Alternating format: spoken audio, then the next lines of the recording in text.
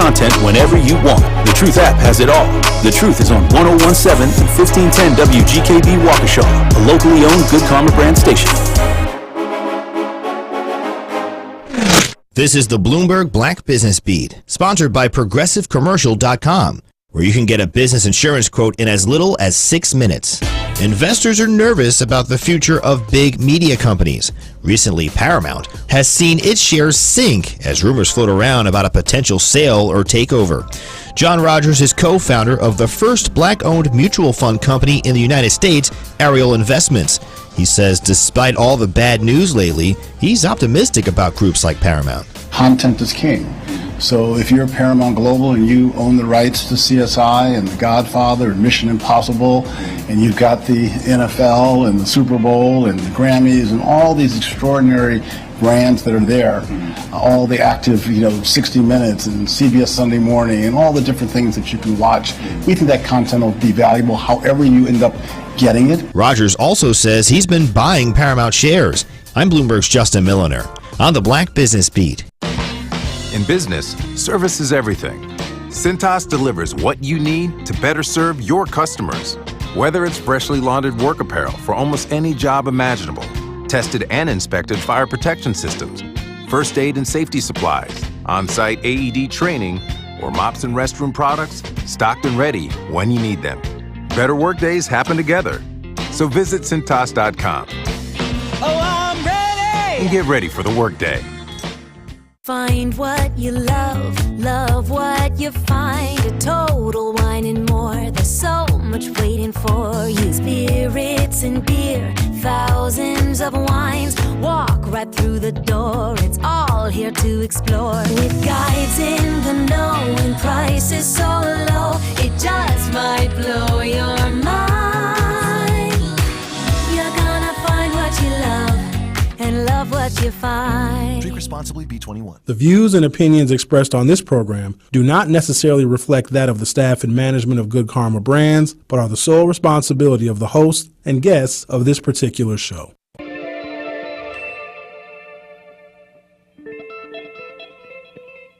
America may have many, many days, but they will be full of trouble. There will be no rest. There will be no tranquility in this country until the nation comes to terms with our problems. Bringing you social and political commentary from his mouth to your ears. Breaking down the issues which matter to you. You are not put here to be a white man's footstool.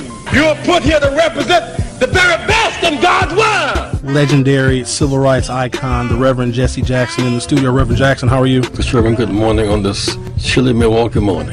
And I am pleased to have one of the founding members of the Black Panther Party, Chairman Bobby Seale. Mr. Chairman, how are you this morning? Good morning. I'm doing just fine. Thank you. From Mr. Eric Holder. Mr. Holder, so good to see you. How are you? Well, I'm fine, man. How you been? It's been a long time. Haven't seen you for a while. The Dr. Cornell West. Dr. West, how are you, sir? My dear brother, you're so kind, you're so generous, though, man. But I salute you and the work that you were doing there. Doing a magnificent job there in Wisconsin. Stream live on 1017thetruth.com. Call in with your questions or comments. 833-212-1017. Join us on social media at 1017 The Truth. It may not be what you expect to hear, but I will definitely give you what you need to know. Are you ready for the truth? I want the truth! You can't handle the truth! Now, live from the American Family Insurance Studio at the Avenue in the heart of downtown Milwaukee, here is Sherwin Hughes. Good morning. Welcome to the program. Today is Monday, March 18, 2024. Later on in the program, we will be joined by U.S. Senator Tammy Baldwin. Looking forward to having our conversation with her. Lots of things to discuss prior to the senator's arrival. I have been racking my brain trying to figure out how this nation can come so dangerously close to reelecting a man who wants to do away with traditional democratic institutions. But I am of particular fascination with how African Americans, while not a lot, a few, certainly enough, can have an interest in the Trump phenomenon because I don't think we quite understand it. If we did understand it, we would want to repel it. And I've made an assessment of like, where are the allies for the African American struggle? It's not necessarily other people. It is only to an extent. If we had true allies, then the grievances and the protests would not have stopped.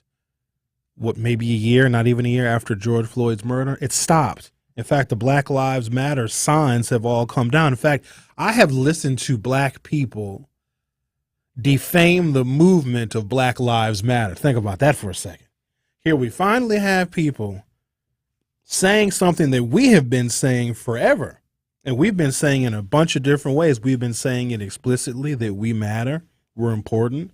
We're humans. We're Americans. We're workers. We're sons, daughters. We're all of those things. But America has systematically denied us those basic things that we are.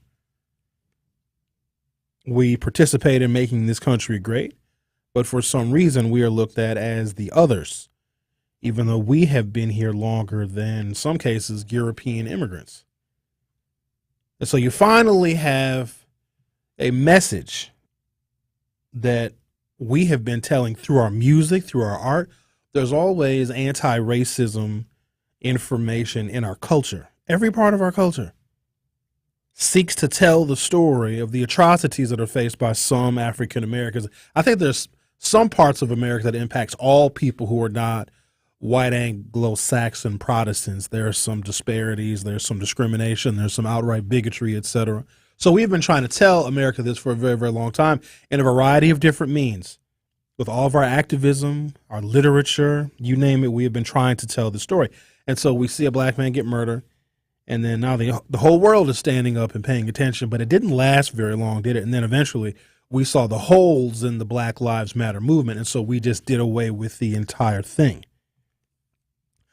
The other part that is perplexing to me, and I try and explain it in a way so that we all have the same information, so we all have the same facts. If we don't all have the same facts, then people will just begin to make up stuff. They'll make up their own narratives, their own stories. People will subscribe to conspiracy theories, because that's really what a conspiracy theory is. If we don't have the full and complete information, or if we don't like the information, if we don't like the truth, if we don't like the fact, we just make something else up. We just make up a story, something that sounds more plausible, or if the facts and research require too much work, or if it's way too complicated, because understanding the cultural and racial and gender dynamics in America is hard. There's a lot of stuff that goes into it. A lot of things, very complicated, these different dynamics of the diversity that exists in this country. Ultimately, we want everybody to just get along and all work together to make things better for everyone. But you got to look at all the different ways in which people are separated. Some of it is our fault. Some of it is just the system that we are in. Another part of it is capitalism, which is a tough one because I think we like capitalism. Capitalism says if I have a product, I can sell it and make money. If I have an idea and I bring it to the market, and if the market likes it, I can make money. If I have a skill, if I have a hobby, if I have an interest, I can deliver it to people and they will pay me for it. If I have an invention, if I have a creation, if I make music, if I make movies, if I make books or whatever, if I publish stuff and somebody likes it, I can make money, feed my family, and buy a condo in Florida.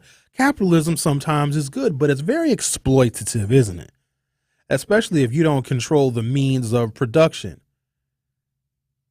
If you don't have a bank, or if you can't go to a bank and get startup money or investment money, that's a problem. If you don't have unlimited amounts of cheap labor to help you produce and distribute whatever it is that you are making and creating and inventing, that's a problem too. And if you don't have land, then where's your operation going to exist? And sometimes people that love capitalism, i.e. black folks, do not have access to the means of production, so we can see where capitalism even fails us. And we're very capitalistic. We love to sell stuff. We'll sell you pretty much anything. In fact, for the right price, I'd sell the shirt off my back. For the right price, you might get these shoes too. You want these socks? Some of y'all got foot fetishes. You can get these socks too if you got the right price. I'll sell it. Sherwin, I want your socks real bad. Give you $900 for them. Look, socks would already be off. Here you go. Want me to autograph them? No, that's okay. They're already autographed with your scent. I'll sell stuff. We all will. Come on, somebody offers you $900 for your socks. Do you know how many more socks you can get for $900? Just saying. And so I wonder how, like, African Americans can fall into Trumpism when the only ally that we actually have, it's not even really people.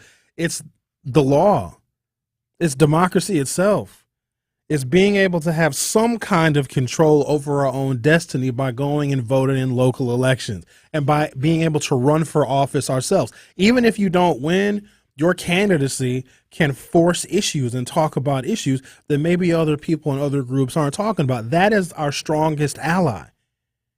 And what he represents will take all of that away. And I just can't understand why so many of us, now it depends on the polls that you listen to. I don't like listening to polls in March because March is a long way away from November. I don't even know what's going to happen like by Wednesday of this week, let alone what's going to happen by November. Who knows what may transpire in this world of politics and the topsy-turvy story of America that gets retold every single 24 hours.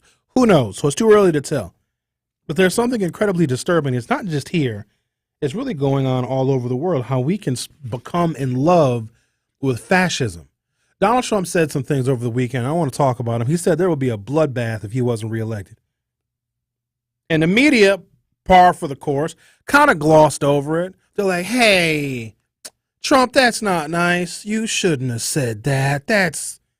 And then, of course, his campaign tried to backtrack. Oh, no, it'll be a bloodbath for the American economy or for the auto industry. You all know exactly what he meant. Because January 6th was a test run. You know that there are still people that believe that Donald Trump legitimately won the 2020 election. If they still believe that now, 4 years later, when even Trump-appointed judges have all said there was no election fraud, no one stole anything from Donald Trump, there are people that still believe that now. So it's not necessarily about what Trump says. It's how a number of his supporters, followers, and voters will take his words. All they need to hear him say is there'll be a bloodbath. That's their call to arms. Remember when he told the Proud Boys to stand back and stand by? They absolutely did. Now, a bunch of them are in prison, but there's a whole bunch more to take their place. You know, he's calling the January 6th rioters hostages, and he's going to pardon all of them. That is Trump's army. So when he says there's going to be a bloodbath, you know exactly what he means. And so this is why I am so perplexed.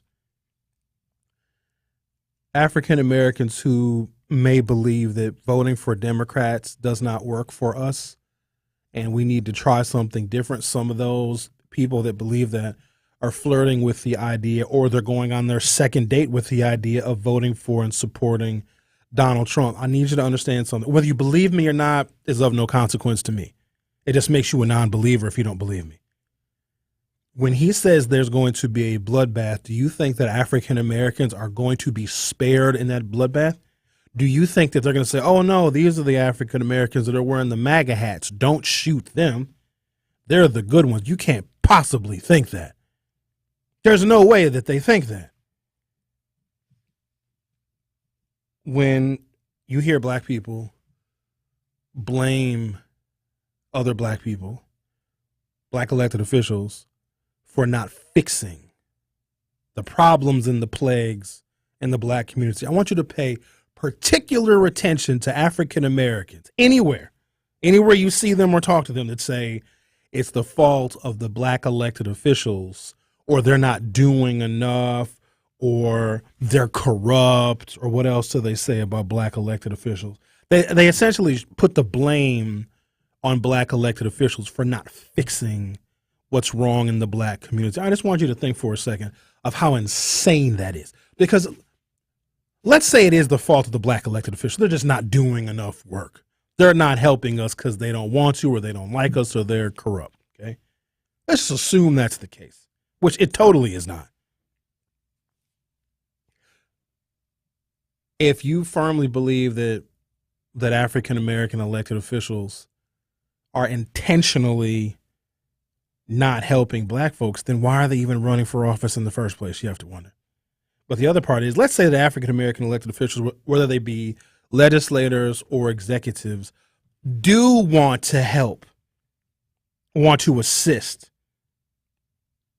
provide guidance, create new policies that can help African Americans become successful. Do you think that white racism and white bigotry is just going to let that happen?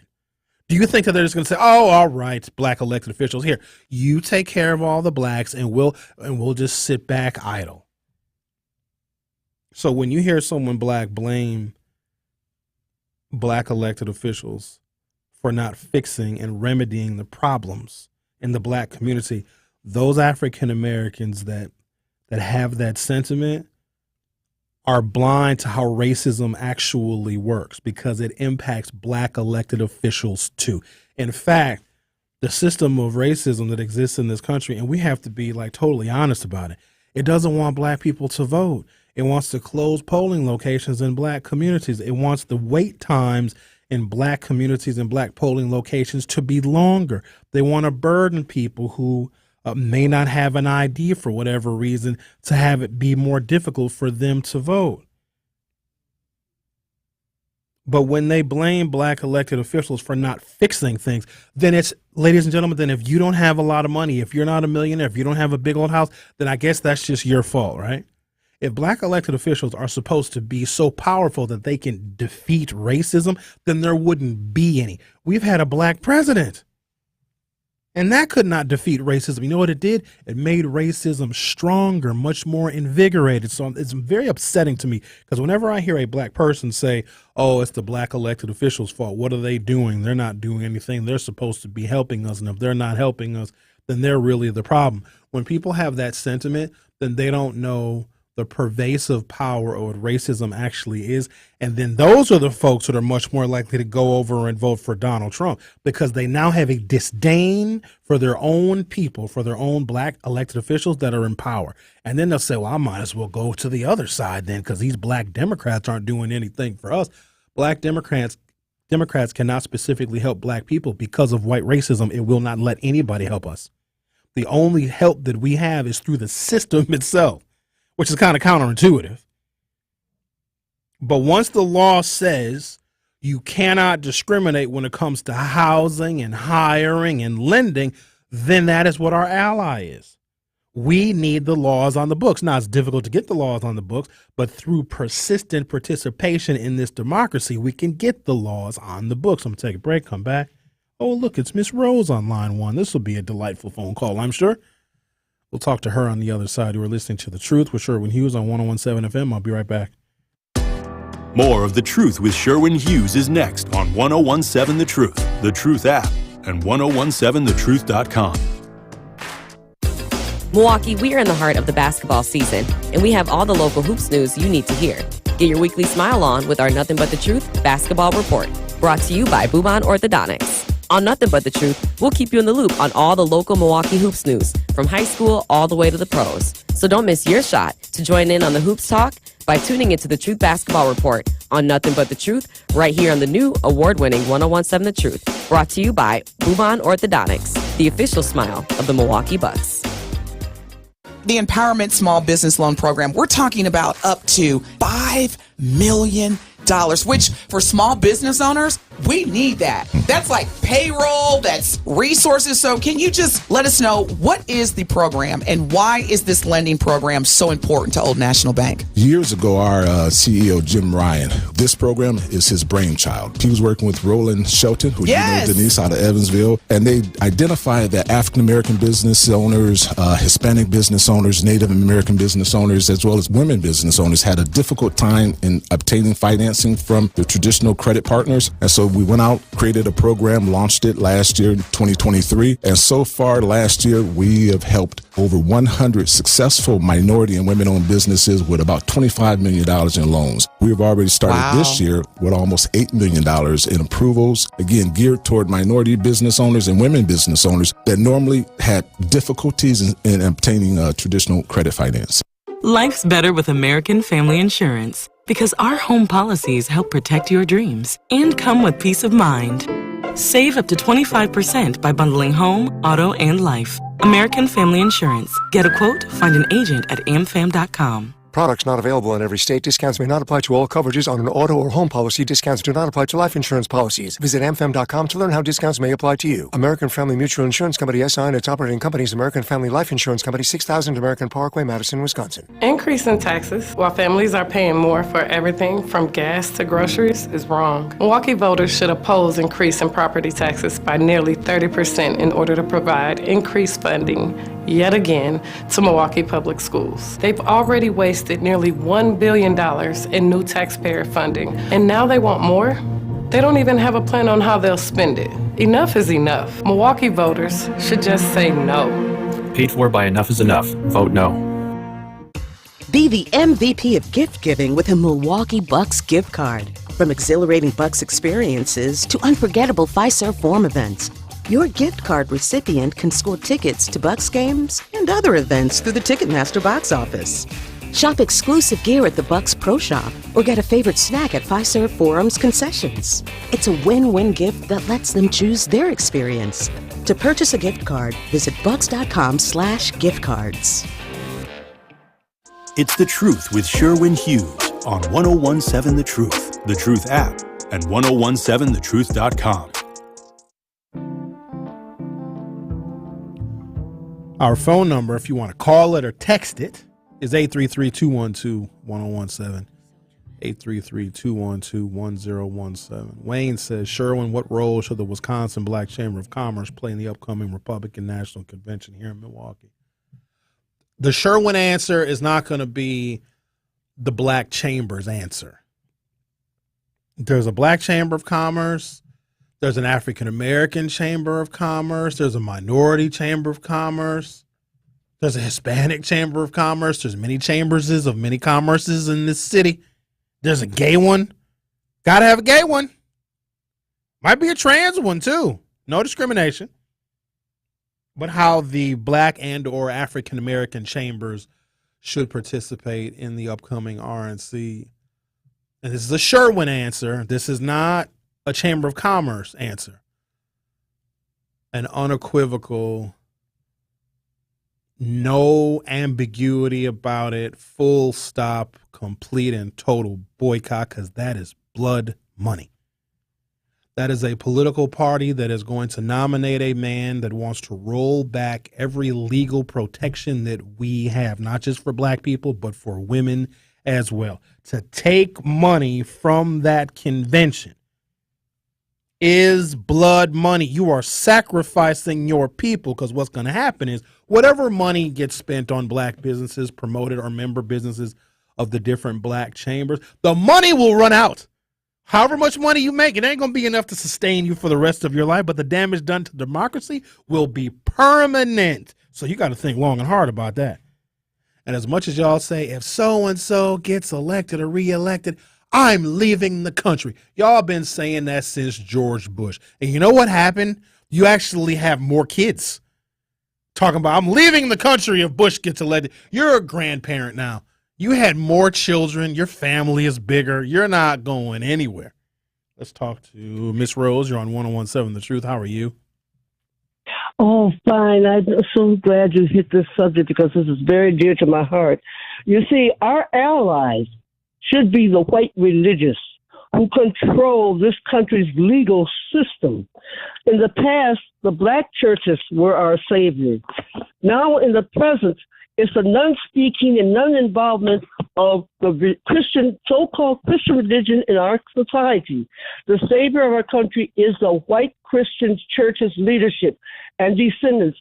The Catholic Church, who is the parent and the matriarch of the mother, and the Protestant churches, which are leaders, are the fathers, who are controlling the destiny in this America, can either save it or destroy it by not speaking up. Either they're afraid they lose their monies, or they're many times it's the sensitivity and bigotry of the individuals in charge. And it only takes the people in power who are able to deal with the legal situation that's causing this. The sensitivity and bigotry that exists within these religions, because for these are the people basically. Now the foster children are the Jews and the gays and the Muslims and any other group that is maybe not speaking out the way they should because of maybe their interests, whatever the case. But our allies is a composite of the major white so-called Christians, and I say so-called because if they follow the Christian religion that they supposedly profess, they should be working and loving and saving rather than destroying just because of their individual, personal feelings. And we as a people got to stop thinking that we can't do it by ourselves. We cannot, because it's being done to us and on a legal basis. That's the key. They are doing it legally, and the people who should fight this legalness are not, because they're part of the problem. And until we recognize, we're going to have to put the pressure on them. Don't be afraid. It seems like people are afraid to talk about the religious and what they're not doing, because they are looking for their own personal gain and glory of monies and powers, and afraid that they will lose theirs. We as a people that can have a voice as blacks should stop worrying about the money and power we can make as individuals, because as you said, when that is gone, there's nothing left, and then you'll be in worse shape. And we've got to stop accepting the fact that, oh, sure, everybody has freedom of speech, but we can tell people we don't like what they're saying. But by us allowing it to happen without challenging that freedom of speech of what are the content, it means that they are saying we can do anything we want, and they're showing it right now by doing everything they want to do because, freedom of speech. Nothing says you can't challenge it and say you don't like it, so that they know that it's not acceptable. But when you accept it just because, then we are part of the problem in that sense. And I think we need to start reshaping a thought process on how to do this. Get these white churches involved, and they got money. It's a business. Churches are a business. And this is what's running, part of the thing that's running. And all these other entities that have money, that are controlling this bigotry, and we never did follow through on the Nazi mentality that has been incorporated into our society, which is helping to cause and continue and make the problems bigger than what they really are. I just wanted to share that because I think we need to start looking at how we're going to solve this by forcing our Christian leaders to get involved, especially the Catholic Church as the head, the matriarch, and the Protestants, because Protestant is nothing but all the Christian churches that fell away from the Catholic Church, and they still maintain the same mentality and rituals of their religion and the content. It's just that, and all the Protestants are what they call the people who broke away from the breakaways. It's like a pyramid up where the head was the church, and when those who broke away because they didn't like what was happening. They wanted to be able to do negative things. All right. Thank you. And that makes sense. Have a blessed day. All right. You too, then, Miss Rose. I had to cut her off. I don't like cutting Miss Rose off because she'll get very mad at me. So I wanted to let her finish her thought. But she's about to give us the whole history of the world, and I had to stop her before that. Is Miss Rose right? We need to reconnect with our allies, the white Christians. And the white Christian church. Hey, guess what? And I couldn't say this when Miss Rose was on the phone because she had challenged it. White Christians hate our guts. They hate our guts. Oh, you don't believe me? Among religious groups, white evangelical Protestants continue to have the most positive opinion of Trump. Overall, 2/3 of white evangelical Protestants say they have a favorable view of the former president, including 30% who have a very favorable opinion of him. You can't love Trump and think that you're an ally with us. Oh, there's more. Roughly half of white Catholics at 51% express positive views of Trump, as do 47% of white non-evangelical Protestants. So everyone that Miss Rose said is an ally of ours, they're actually on the other side. I'm going to take a break, come back and talk more about how religion hates us too as black people. The Truth with Sherwin Hughes on 101.7 FM. We'll be right back. More of The Truth with Sherwin Hughes is next on 101.7 The Truth, The Truth app, and 1017thetruth.com. The biggest names in the basketball world. Dame Dollar Lillard. Having fun and honest conversations. He puts it in the shoe, right? And sets the tone for brothers and sisters and family. Every week, Thanasis Adetokounmpo sits down with special guests on Thanalysis Show. Fantastic. Find Thanalysis Show on Spotify, Apple, or wherever you get your podcasts. And on YouTube by searching Thanalysis Show. It's that time of year, y'all. A cough here, a sneeze there, and everyone around you seems to have the sniffles? You've got to get some Soulful Juice. Founded in 2020 with ginger shots and branching off into lemonades and juices, Soulful Juice started during the pandemic in an effort to bring quality and wellness to our bodies. Embracing natural juices with no preservatives, Soulful Juice prides themselves on meeting you where you are in your health journey. Give your immune system the boost it needs and join the Soulful movement. Visit soulfuljuice.com today. It's time for Truth Takes, a thought-provoking commentary on the new 101.7 The Truth. Here is Denise Thomas with her truth. Abundance, prosperity. Those are just two words to describe what I want to experience in this thing called life. I am committed to winning and helping others win. And what I'm realizing as part of that journey of abundance, success, and increase, I'm going to have to get more complete with using the word no. There is power in saying and using the word no. And what's even more incredible about the word is that it's universal. No matter where I am in this world, everyone understands the meaning of no.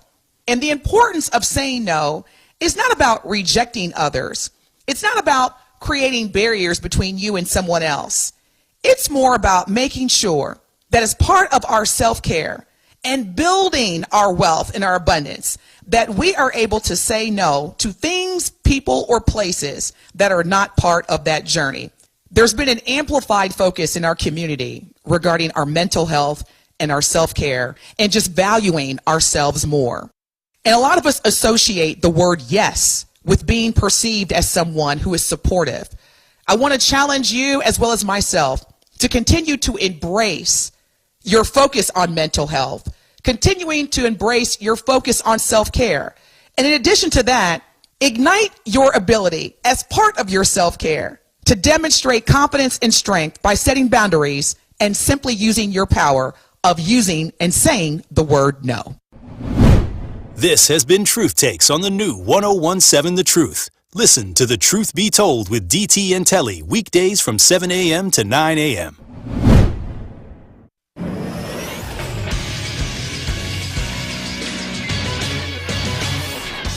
This Associated Bank Sports Update on 101.7 The Truth is powered by ESPN Milwaukee. I'm Alex Delez. No Giannis, no problem for the Bucks on Sunday as Dame Lillard helped beat Kevin Durant and the Phoenix Suns 140-129 at Pfizer Forum. Dame led the way and finished with 31 points and 16 assists. The Bucks get 2 days off and pick it back up on Wednesday as they head to Boston to take on the Celtics. Tip-off scheduled for 6:30 with coverage over on WTMJ beginning at 6. It is time for some madness as the brackets are officially out for this year's NCAA March Madness Tournament. Marquette received the 2 seed in the South region. They are set to take on 15th seed Western Kentucky this Friday afternoon in Indianapolis. Tip-off scheduled at 1. Finally, the Badgers locked in a 5 seed in the South region as they are set to play 12 seed James Madison Friday night in New York. Tip-off scheduled for 8:30. This sports update brought to you by Associated Bank, proudly supporting your hometown teams, member FDIC. This is The Truth with Sherwin Hughes on 101.7 The Truth, The Truth app, and 1017thetruth.com.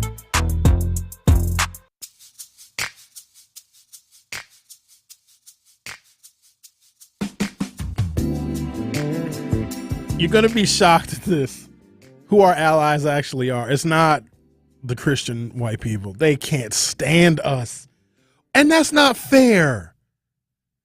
Right? Because don't we share a God? Don't we equally like Jesus, the black religious people? Black religious people love some Jesus. And then the white religious people love Jesus too. The white evangelicals. Well, yes.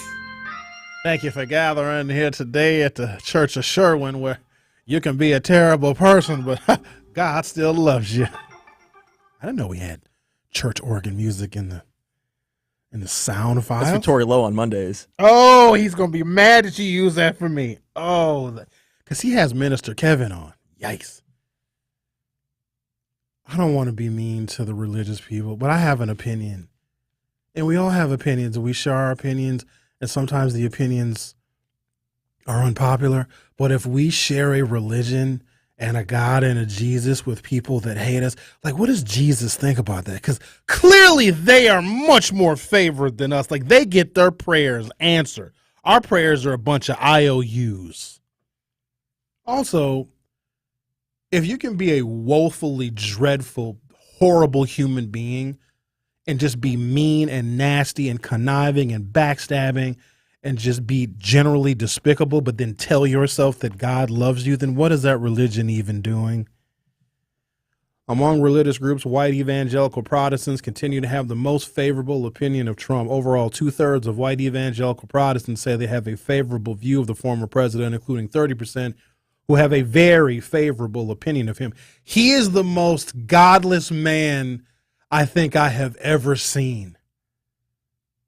He said there's going to be a bloodbath if he's not reelected, and I 100% believe him.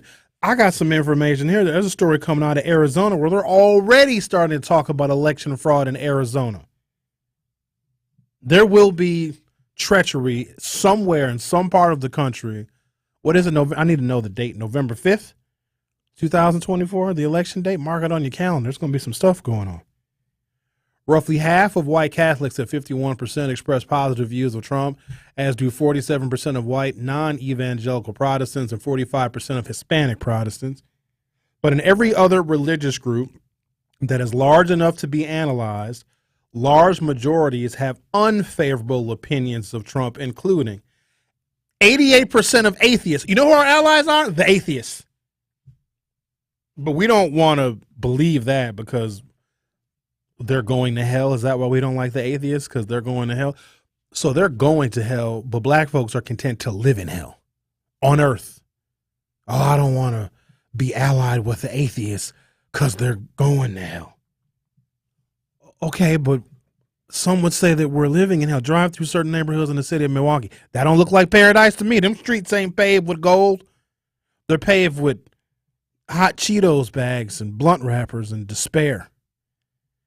82% of agnostics are anti-Trump, 80% of black Protestants, and 79% of Jewish Americans. So those are our allies. The Jews, black Protestants, agnostics, and 88% of the atheists. These religious patterns largely reflect partisan differences. Most white evangelicals tend to vote for Republicans, as do smaller majorities of white Catholics and white non-evangelical Protestants. By contrast, most atheists, agnostics, black Protestants, and Jews vote for Democrats. So that is our political alignment.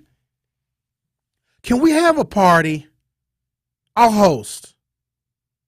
I want some atheists, some agnostics, not a lot of them, just a few.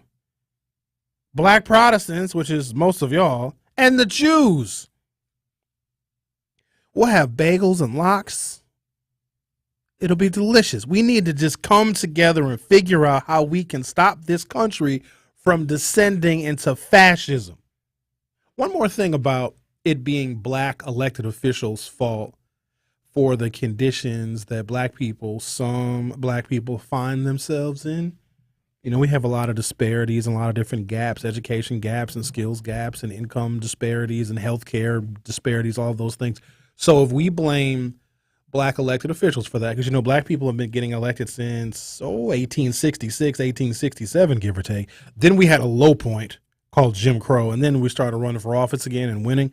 So if it's our fault, so you want to blame the race of people, why the race of people are not progressing, then women being treated like second-class citizens is women elected officials' fault, right? Would we ever say that? Would we ever blame women that are in office? It's a bunch of women in office. It might even be more women in office than black people. Maybe. Because it's a lot of white ladies in office. It's a lot of white ladies on like school boards and stuff. White ladies run for like county treasurer, comptroller. There's many white ladies. We have a white lady now who is the city of Milwaukee comptroller. Her name is Asawa. She's a white lady. Name doesn't sound like it. She's Turkish, which is white still. It's European. So does that apply? Because white women lost their right to choose their own reproductive freedoms. So can we say, well, all these white women that are in office is white women's fault, or women in general? I guess I'll throw black women, Latina women, Asian women, Southeast Asian women, Alaskan, Native American women into the mix as well. With all of these women that are in elected office, the reason why women don't have pay disparity, and probably the reason why women are still getting sexually assaulted and sexually harassed and human trafficked, is the fault of women that are in public office, because there's so many women in public office. Why can't they fix all the stuff for women? I'm going to tell you why.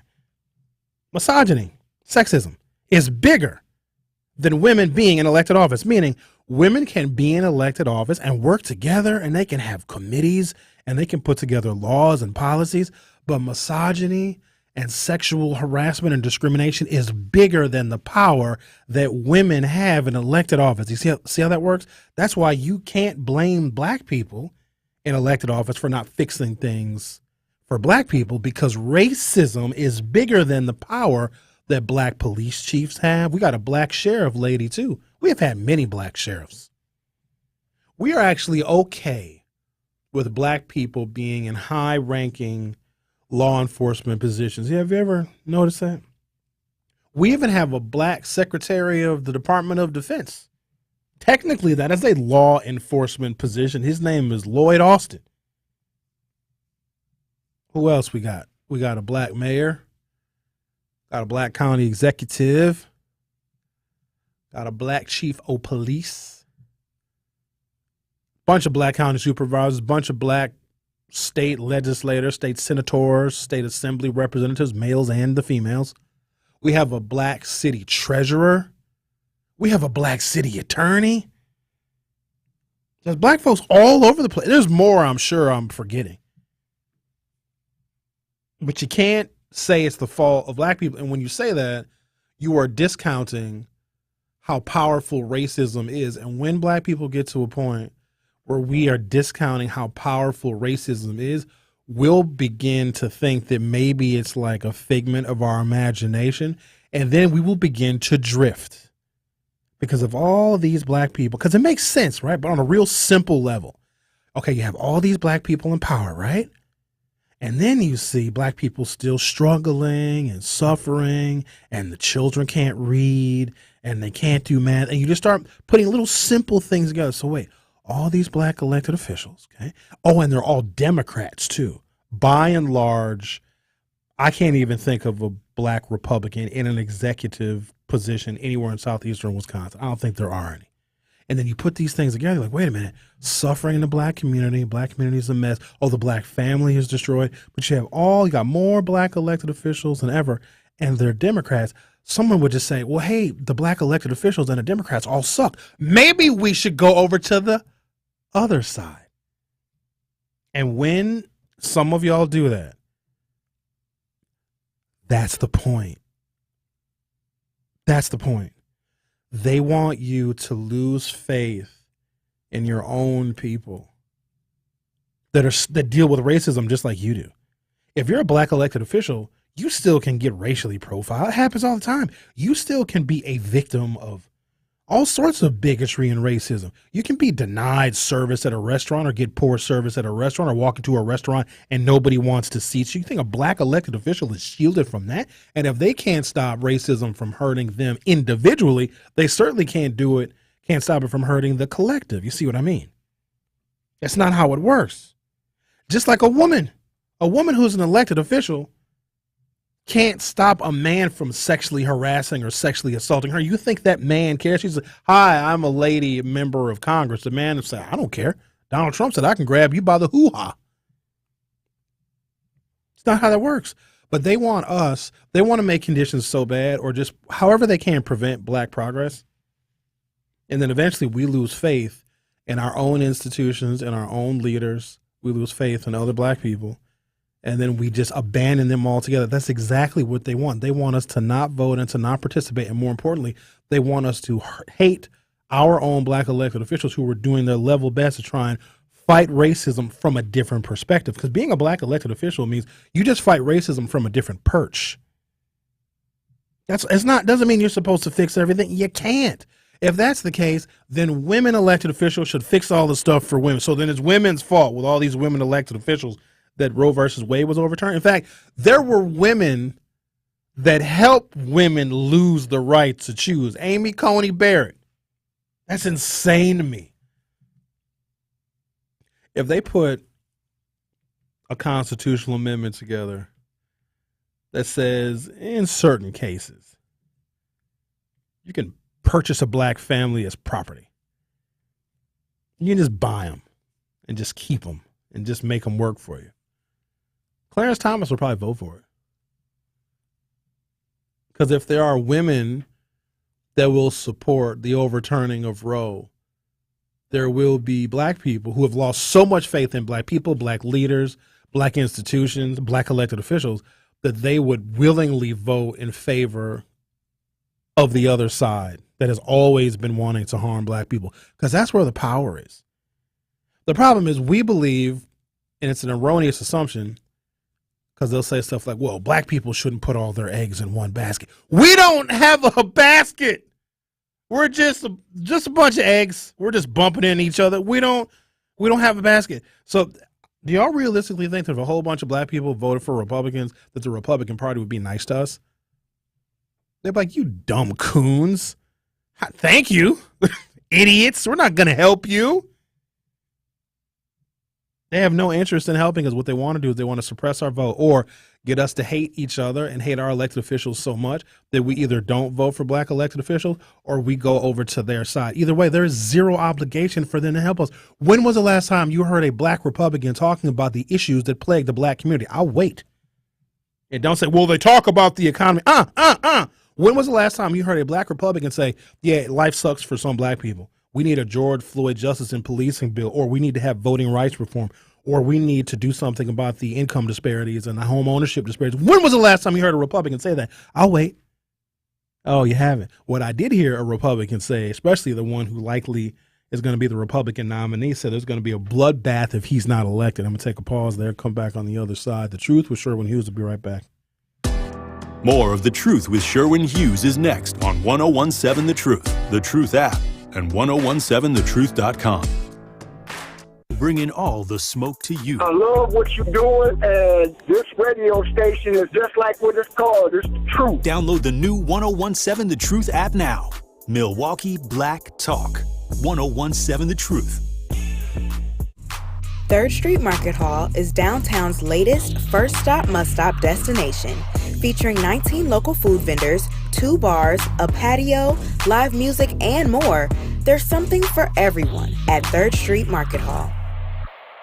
The Empowerment Small Business Loan Program, we're talking about up to $5 million, which for small business owners, we need that. That's like payroll, that's resources. So can you just let us know, what is the program and why is this lending program so important to Old National Bank? Years ago, our CEO, Jim Ryan, this program is his brainchild. He was working with Roland Shelton, who you know, Denise, out of Evansville, and they identified that African-American business owners, Hispanic business owners, Native American business owners, as well as women business owners had a difficult time in obtaining financing from the traditional credit partners. And so we went out, created a program, launched it last year, 2023. And so far last year, we have helped over 100 successful minority and women-owned businesses with about $25 million in loans. We've already started this year with almost $8 million in approvals, again, geared toward minority business owners and women business owners that normally had difficulties in obtaining traditional credit finance.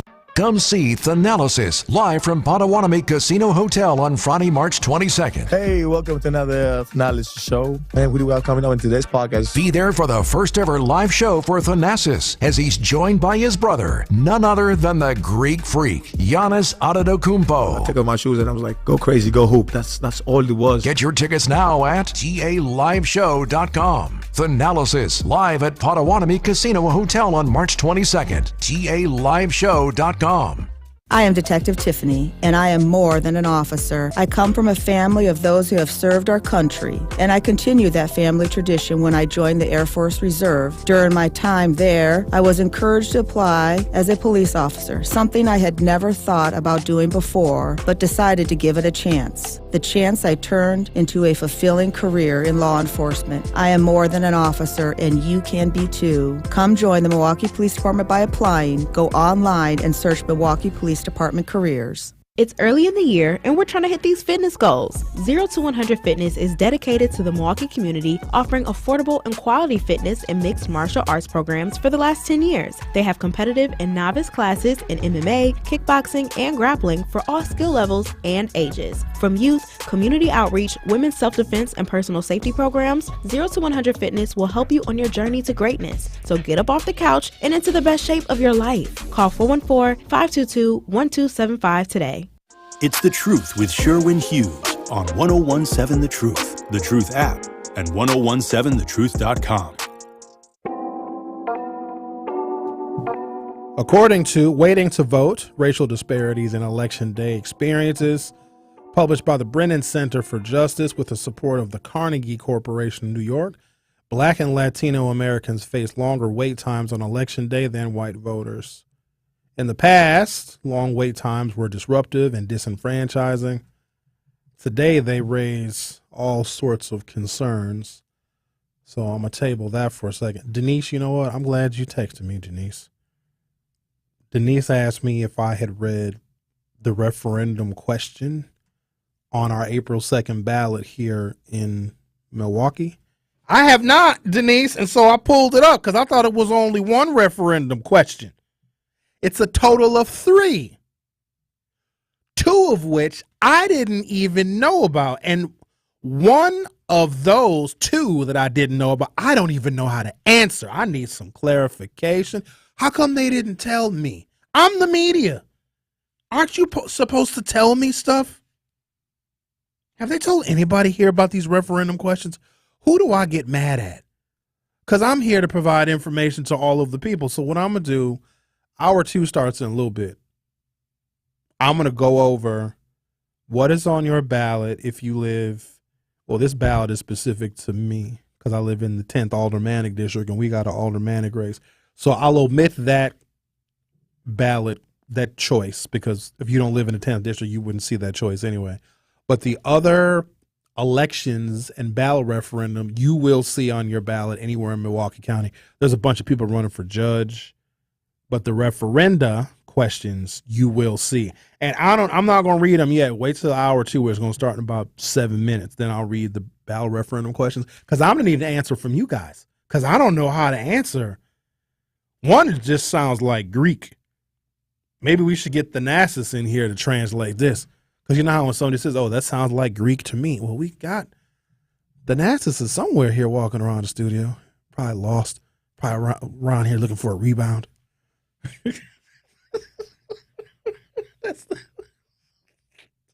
I don't know what it is. I don't know. I take my shoes off. I said, go hoop, go crazy.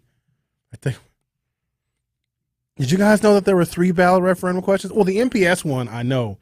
But even that one is long, complicated, and convoluted. All you got to know about the MPS referendum is just vote no. They're adding in a whole bunch of extra numbers and a whole bunch of extra like statutes and section 121.91 of Wisconsin state statute. You ain't got to worry about all that. All you got to do is just like, no, thank you. Just vote no on that one. All right, let's see what we got here. So Denise, I appreciate you asking me about the ballot referendum questions because I probably would not have reviewed this ballot because I thought the ballot was simple. You're going to vote for judges. Most of them are unopposed. If you have an aldermanic race in your area, you'll vote for that. mayor, of course, if you live in the city of Milwaukee County, executive if you live in Milwaukee County, and then the MPS referendum. There's 2 other referendum questions that I knew literally nothing about. I don't even know how they got on there. And I've had legislators on this show fairly recently, city legislators. Dora Drake called in not too long ago. She's a state legislator. Don't know how this happened. The caller says, awesome take, Professor Hughes. Sister Liz Brown on a daily basis blames black politicians here in Milwaukee who have been on the job for a few years for things that have been going on for more than 50 years. Sister Liz and the Republicans never mentioned Atlanta, a thriving city full of rich black people and successful black businesses. Atlanta has had 7 consecutive black mayors, brother. Even better than Atlanta, we do real good in Maryland, too. Black people do real good in Maryland. I want to say either Prince George's County or Prince Edward's County in Maryland has the highest black college graduation rate, highest income, highest rate of home ownership. But that's also its proximity to Washington, D.C. In fact, black people do, other than like actual D.C. city residents, and their situation is weird because their city of D.C. budget is controlled by Congress. Terrible idea. That's a terrible idea. They have a city council in D.C., but I think they just make recommendations. But literally the U.S. House of Representatives controls the city budget of Washington, D.C. And the other problem with D.C. is D.C. needs to be a state, because if it was a state, it'd be a blue one. D.C. needs 2 senators, and they need a member of the House of Representatives, but they don't get that. I've always been in favor of D.C. statehood, but Republicans are not because they know that they wouldn't get any votes. Candace Owens talks about it daily, says Petra. I don't listen to Candace Owens. Candace Owens has a really interesting story. In one of her podcasts, or maybe in a YouTube video, it talks about an incident where she was assaulted and bullied by some racist white people when she was in high school, and it like totally changed her perception and her mind about things. But how she went from that to being a black lady firebrand conservative that nobody really takes serious is beyond me. Stay tuned for hour 2 of The Truth with Sherwin Hughes. I'm going to go over the ballot and the ballot referenda questions that you will see if you live in Milwaukee County. I'll be right back. Truth Nation, join the Truth Team on Saturday, April 13th for our 3rd annual Tory Low Community Cleanup. We want you to go to truthcommunitycleanup.com to sign up and be a volunteer to help keep Milwaukee clean. Everyone who joins will get a free lunch provided by Cousin Subs. Register today at truthcommunitycleanup.com. That is truthcommunitycleanup.com to clean and beautify our city together. The Truth Community Cleanup is sponsored by Cousin Subs.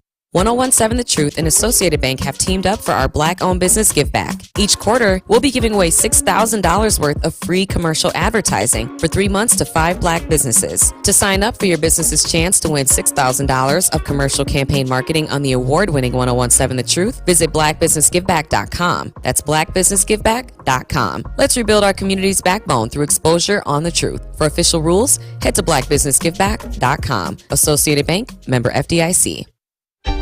Being blind doesn't always look how others may think.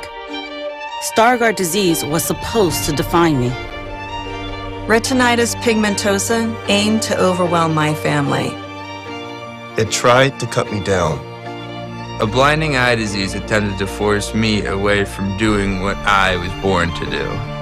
But it cannot stop me. I have the tools. I will keep moving forward. Pushing past the limits of this disability. I know where to find support and where I can be seen. Loss of sight won't blind our vision. Innovative research, educational resources, supportive community. The Foundation Fighting Blindness is leading the charge in finding treatments and cures for blinding diseases. Learn more at fightingblindness.org. A public service message from the Foundation Fighting Blindness. I'm Shanola Hampton. Every day, millions of people face hunger.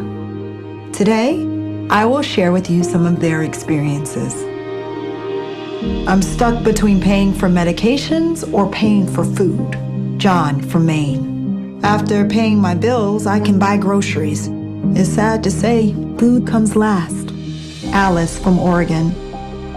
I thought pantries were for less fortunate people, but anybody could be less fortunate in a day or even a second. Claire from Virginia. The Feeding America network of food banks helps provide over 6 billion meals to people in need each year. No one should have to worry where their next meal will come from. Together, we can end hunger. Learn more at feedingamerica.org.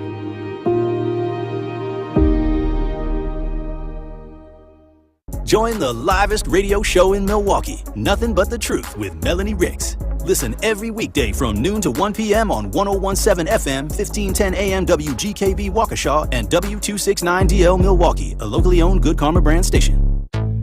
This is The Truth with Sherwin Hughes on 101.7 The Truth, The Truth app, and 1017thetruth.com.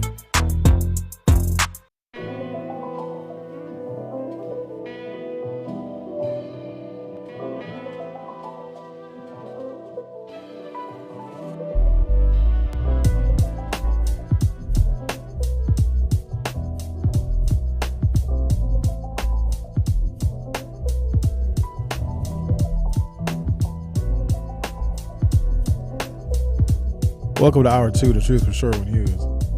I want to read these ballot referendums. Shout out to Kyle Wallace. Said I can't do any Thanasis impressions. You should bring him in here. That'd be fantastic. Hello, Sherwin. Hello. Hey. Yeah, I would actually do an impression of his brother, and he would think he was talking to Giannis. Giannis, is that you? All right, I got to go over these ballot referendum questions because these are insane. So I'm going to save the MPS referendum question for last because these are the two that I didn't even know were on the ballot, and I don't know how to answer them. So let's figure this out together because we all need to vote and just have an understanding. I'm not going to tell you what to vote for. I mean, kind of, but it's up to you when you go into the little cubicle. Or if you vote early or vote by mail, whatever, it's up to you. But I at least want to know what they mean. So here we go. State of Wisconsin use of private funds in election administration referendum, question 1. Here we go. Question 1.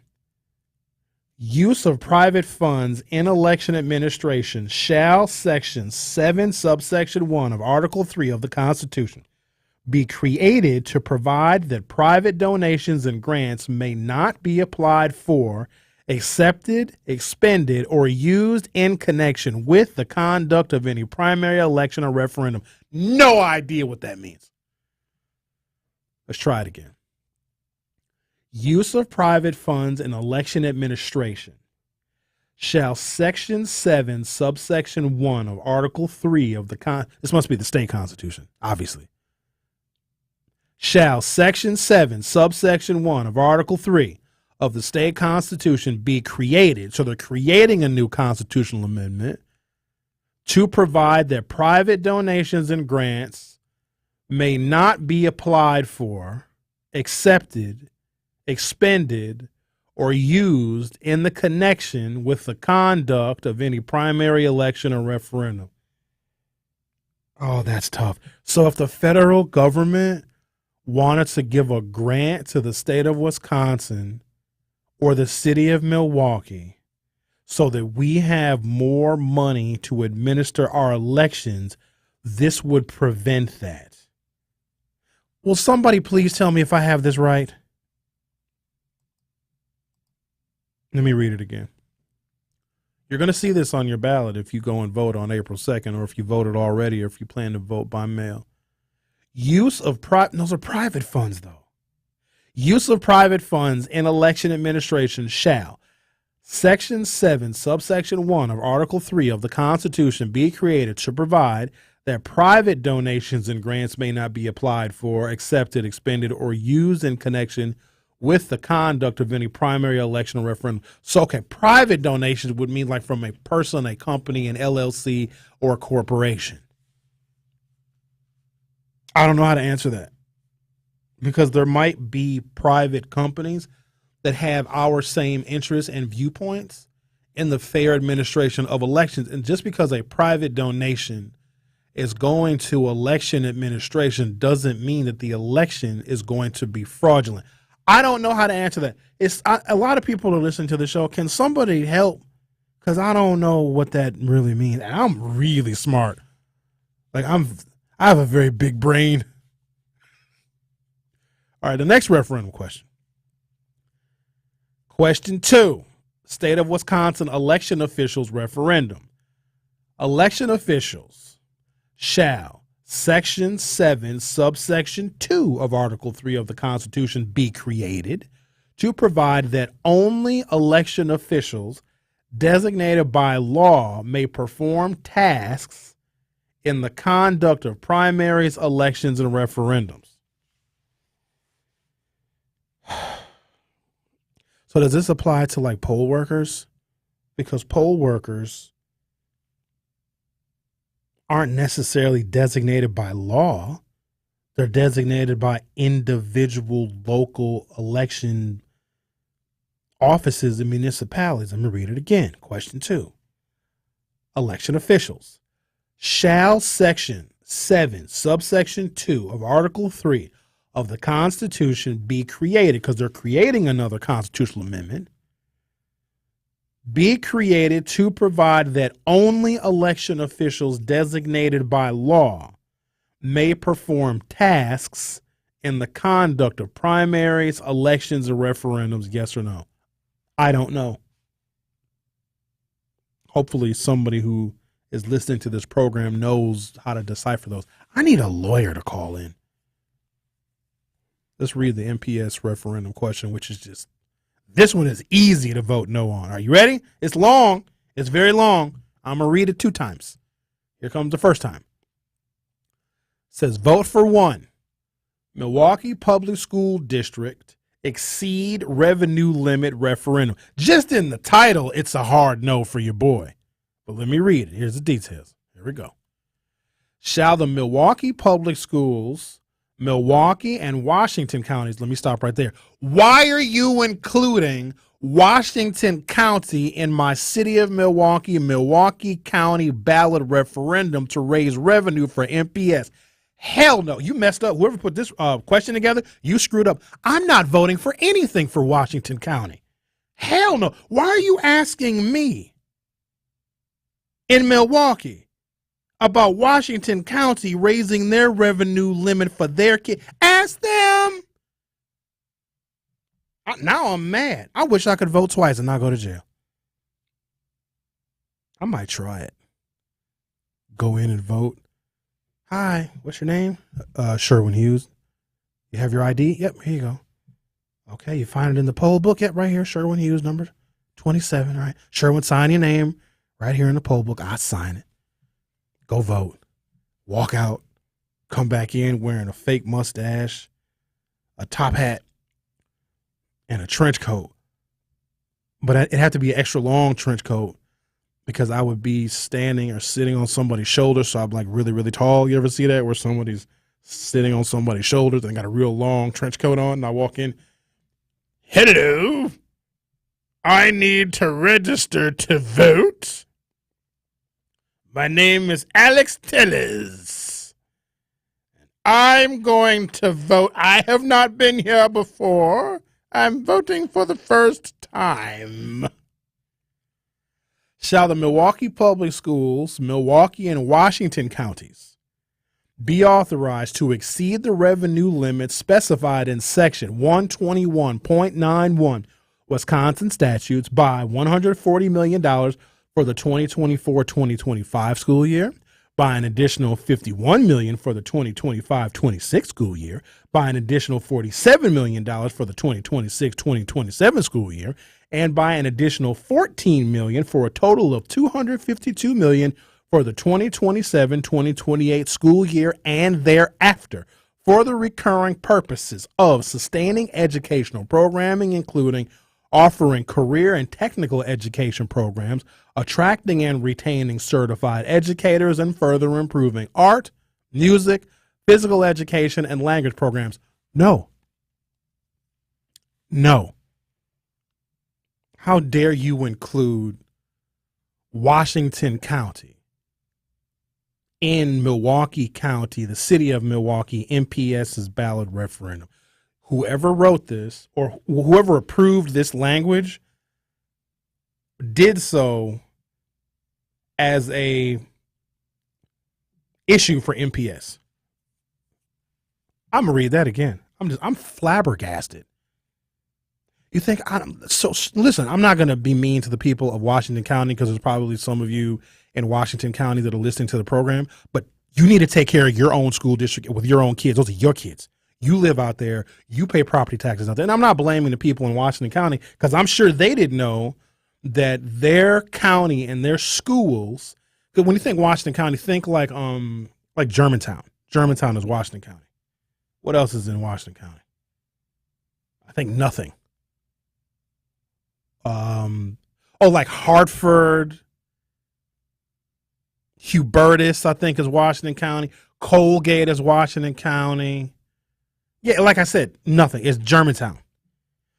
Shall the Milwaukee Public Schools, Milwaukee and Washington counties, Wisconsin, be authorized to exceed the revenue limit specified in Section 121.91 Wisconsin statutes by $140 million for the 2024-2025 school year, by an additional $51 million for the 2025-2026 school year, by an additional $47 million for the 2026-2027 school year, and by an additional $14 million for a total of $252 million for the 2027-2028 school year and thereafter, for the recurring purposes of sustaining educational programming, including offering career and technical education programs, attracting and retaining certified educators, and further improving art, music, physical education, and language programs? The answer is no, because we have zero evidence that they will do any of that stuff because they just got an $87 million referendum in April of 2020, and they didn't do any of those things with that referendum. In fact, they gave themselves raises. Did y'all know that Dr. Keith Posley is the highest compensated public official in the state of Wisconsin? With his salary, his bonuses, and his incentives. Isn't it? Superintendent of MPS makes $350,000 a year. That's $50,000 short of the President of the United States. I know prior to the April 2020 referendum MPS was asking for $87 million. Posley made $200,000 a year, okay? You see where I'm going with this? They asked for the referendum, and we was all real sensitive because that was like in the early days of the pandemic, and MPS had asked the question, oh, we need money for the babies, please. Can we have $87 million? We're like, oh, well, for the babies, yeah, because the babies is going to get COVID. So we all voted yes on that referendum like some fools. We were just voting for all sorts of stuff during the pandemic. I think some of y'all actually had COVID when you went to go vote. Y'all had COVID brain. You had long COVID. Even though you had just gotten COVID, you already had long COVID. So we voted yes on the MPS referendum. Posey made $200,000 then. They get that $87 million from that yes vote on that referendum. Now he makes $50,000 short of the president. He makes more money than the governor and the mayor. Damn. And the county executive. Damn. Tammy Baldwin is a U.S. Senator. She's coming in here at 11:30. Dr. Keith Posley makes more money than Tammy Baldwin. And Posley don't even have to campaign. The board just decides to hire him. Keith Posley makes more money than Gwen Moore. He almost makes more money than Tammy Baldwin and Gwen Moore combined. Bruh. All right, does anybody have any clarification on those first two referendum questions? The first one was, use of private funds in election administration shall, Section 7, subsection 1 of Article 3 of the Wisconsin State Constitution be created to provide that private donations and grants may not be applied for, accepted, expended, or used in connection with the conduct of any primary election or referendum. Any primary, election, or referendum. And then question 2, election officials. Shall Section 7, subsection 2 of Article 3 of the Wisconsin State Constitution be created to provide that only election officials designated by law may perform tasks in the conduct of primaries, elections, or referendums. I'm almost thinking that one should be a no, because that designated by law part is the part that trips me up. By whose law? By state law that will be passed by the Republican Senate, Assembly, and one day if we get a Republican governor? I don't know, but I need clarification. I'm going to take a break, and hopefully somebody texts in at 833-212-1017, 833-212-1017. We need clarification on 2 of the 3 ballot referendum questions that you will see if you live in Milwaukee County. The Truth with Sherwin Hughes will be right back. More of The Truth with Sherwin Hughes is next on 1017 The Truth, The Truth app, and 1017thetruth.com. What's up, Truth Nation? It's your girl, Noni Juice, here to tell you the award-winning 1017 The Truth proudly celebrates Women's History Month. So tune in all March as we celebrate the remarkable achievements of women throughout history. Also, be sure to follow The Truth on Facebook and Instagram at 1017 The Truth, as I will be sharing inspiring stories of Black woman excellence. 1017 The Truth celebration of Women's History Month is sponsored by the Milwaukee Police Department. The Empowerment Small Business Loan Program, we're talking about up to $5 million, which for small business owners, we need that. That's like payroll, that's resources. So can you just let us know, what is the program and why is this lending program so important to Old National Bank? Years ago, our CEO, Jim Ryan, this program is his brainchild. He was working with Roland Shelton, who you know, Denise, out of Evansville, and they identified that African-American business owners, Hispanic business owners, Native American business owners, as well as women business owners had a difficult time in obtaining financing from the traditional credit partners. And so we went out, created a program, launched it last year, 2023. And so far last year, we have helped over 100 successful minority and women-owned businesses with about $25 million in loans. We've already started this year with almost $8 million in approvals, again, geared toward minority business owners and women business owners that normally had difficulties in obtaining traditional credit finance. Increase in taxes while families are paying more for everything from gas to groceries is wrong. Milwaukee voters should oppose increase in property taxes by nearly 30% in order to provide increased funding, yet again, to Milwaukee Public Schools. They've already wasted nearly $1 billion in new taxpayer funding, and now they want more? They don't even have a plan on how they'll spend it. Enough is enough. Milwaukee voters should just say no. Paid for by Enough is Enough. Vote no. Elevate your game day gear or any outfit with official merchandise from the Milwaukee Bucks Pro Shop. From authentic jerseys to exclusive apparel and accessories, the Bucks Pro Shop has everything you need to showcase your fandom wherever you go. Cheer the deer to victory with authentic Milwaukee Bucks items. Visit us at the Bucks Pro Shop at Fiserv Forum or Bayshore Mall, or shop online at shop.bucks.com. It's The Truth with Sherwin Hughes on 1017 The Truth app, and 1017thetruth.com.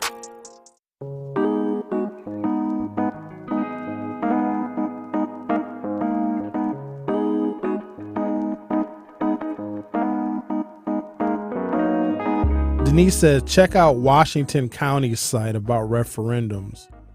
A lawyer is breaking it down. Why I gotta go to Washington County's website to find out information about? Denise, are they talking about the school referendum or the other two, or all three of them? Brian says, the education racket, greatest sucker business around. Brian also said, we know we're in trouble when Brian is texting 5 times in a row. The only other way would be an executive order targeting Wisconsin statute. None of that would ever happen. Executive orders in states don't have the same power and weight as they do. I don't even know if Tony Evers can write an executive order. He might be able to give a directive to his cabinet, to his staff, but I don't even know if he has executive order power. Brian says basically there would have to be a bill generated on Capitol Hill to change a federal law to coincide with our specific state constitution. Brian, because it's you, I can't even believe anything you say because you think the earth is flat. So anything that you say, and Brian, you could be right, but I can't believe you because you think the earth is flat. Question for flat earthers. Legitimate question, because some of you really believe it. What's on the bottom? Think about it. If the earth is flat, okay, then what's like dirt? I didn't know yet. Rhea never played any of these. Wayne says, blacks tend to do better in urban areas where access to HBCUs is very high, i.e. within 2 to 3 hours of driving DC, Atlanta, Maryland, Charlotte. I don't think that's what it is. I think so. We do better in the South because we've been there longer. Our political power has been more concentrated in the South because that's where we first got elected. Like the first black people that were ever elected to anything, we have been involved in politics and getting elected in the South and having influence socially, culturally, and politically in the South for 159 years. So I think that explains why we do better in the South. Plus, so granted, there are HBCUs in that area, but you also have like, what's the one in Tennessee? Fisk? We're not doing necessarily well in those areas of Tennessee where there's other HBCUs. The HBCUs in Atlanta, or not Atlanta, but Alabama, are not doing well there. Probably HBCUs in Mississippi. We're doing terrible in Mississippi. HBCUs in, is Xavier an HBCU in Louisiana? So we're not doing very well there either. But I think overall, in certain metro areas where you have an overwhelming black population, where you have black banks, black lending institutions, black actuaries, black governors, mayors, members of Congress, black school boards, black school districts, black-run elementary schools, black-run pre-K schools, I think that has a positive impact on us because there has been very little outside bigoted influence on the trajectory of black progress in those areas of the South. Our populations in the South are big and getting bigger. But in the upper Midwest, we are nary a whimper. We are maybe 6% of the population in the state of Wisconsin, and that is not nearly enough to have any kind of influence on systemic change. We just don't have the numbers here.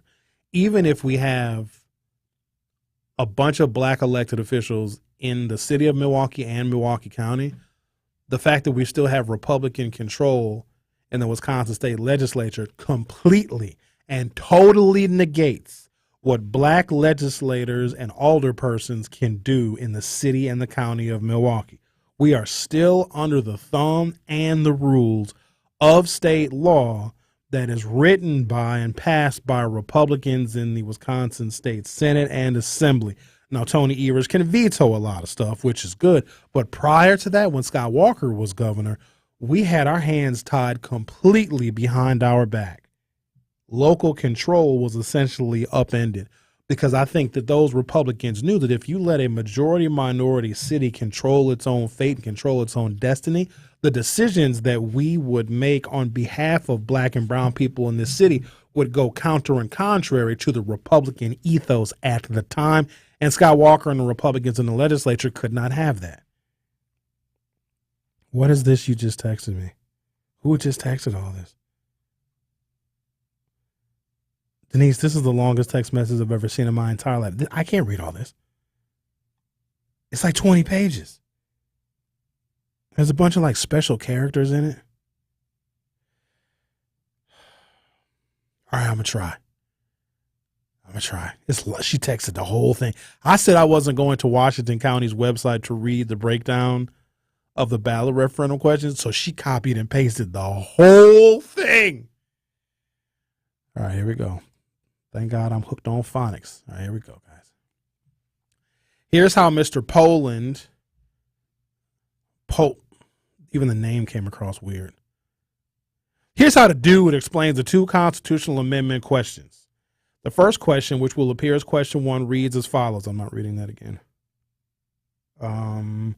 The background for this proposed amendment is that in 2020, Facebook founder Mark Zuckerberg and his wife, Dr. Priscilla Chan, donated a total of $350 million to the Center for Tech and civic life, an existing nonprofit based in Chicago that describes itself as a team of civic technologists, trainers, researchers, election administration, and data experts working to foster a more informed and engaged democracy and helping to modernize U.S. elections.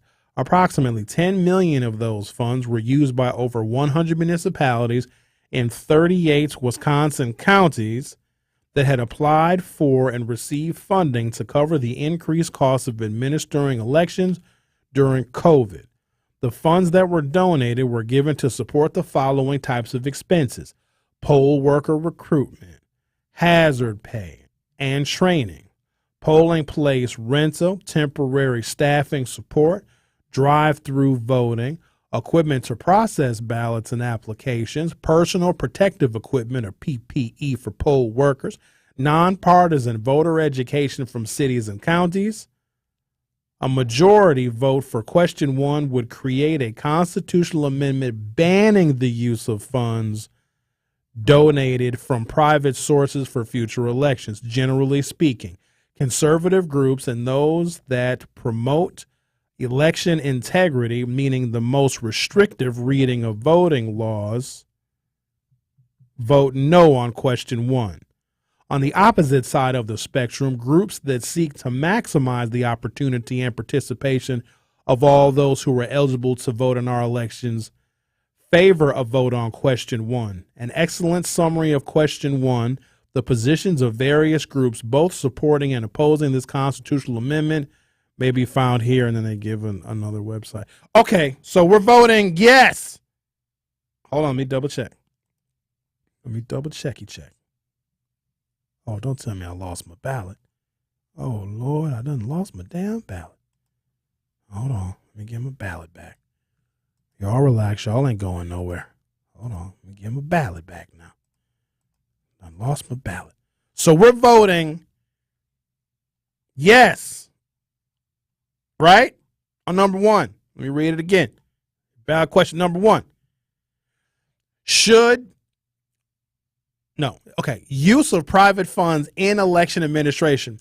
Shall Section 7, subsection 1 of Article 3 of the Constitution be created to provide that private donations and grants may not be applied for, accepted, expended, or used in connection with the conduct of any primary election or referendum? No! We're voting no. Wait! Let me make sure. Damn it. Should use of private funds in election be created? Wait, maybe we're voting yes. No, we're voting yes. Right? Damn it. Let me go back to this. Don't worry, I'm going to get it. Okay. A majority vote for question 1 would create a constitutional amendment banning the use of funds donated from private sources for future elections. Generally speaking, conservative groups and those that promote election integrity, meaning the most restrictive reading of voting laws, a yes vote on question 1. So, damn it. So, no. Why is this so hard? Use of private funds in election administration. Shall Section 7, subsection 1 of Article 3 of the Constitution be created to provide that private donations and grants may not be applied for. So no. Alex, you're no help.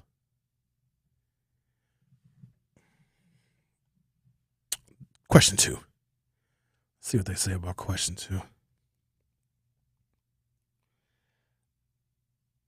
The second question, which will appear on the April 2nd ballot as question 2, reads as follows.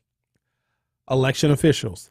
Shall Section 7, subsection 2 of Article 3 of the Constitution be created that only election officials designated by law may perform tasks in the conduct of primaries, elections, and referendums. Wisconsin statutes already provides extensive and rigorous requirements for election officials, a category that is more typically referred to as poll workers and includes chief election inspectors, greeters, tabulators, election registration officials, and special voting deputies, for example. Among other requirements, election officials must be approved by the municipality from a list of nominees submitted by the two major political parties, must be able to read and write in English, must be qualified voters in the county in which the polling place where they will serve is located, cannot be candidates on the ballot, and cannot be immediately related to a candidate on the ballot. A majority vote on question 2 would restrict performance of tasks in the conduct of primary elections and referendums only to election officials. Yet because Wisconsin statutes currently provides that only election officials appointed under the two statutory provisions governing the appointment of election officials may conduct an election, it is unclear how the addition of this provision to the Wisconsin Constitution would enhance Wisconsin's election laws.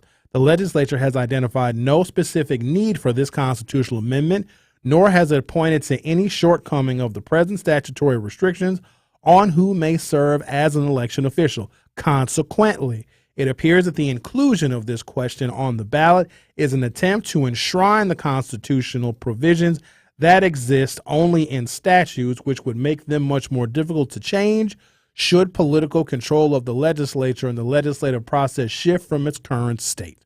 As with question 1, conservative election integrity groups favor a yes vote on question 2. So we're voting no and no. We're voting no across the board. No, no, no. Just say no to drugs and no to the referendums.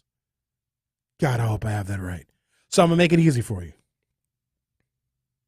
Use of private funds in election administration.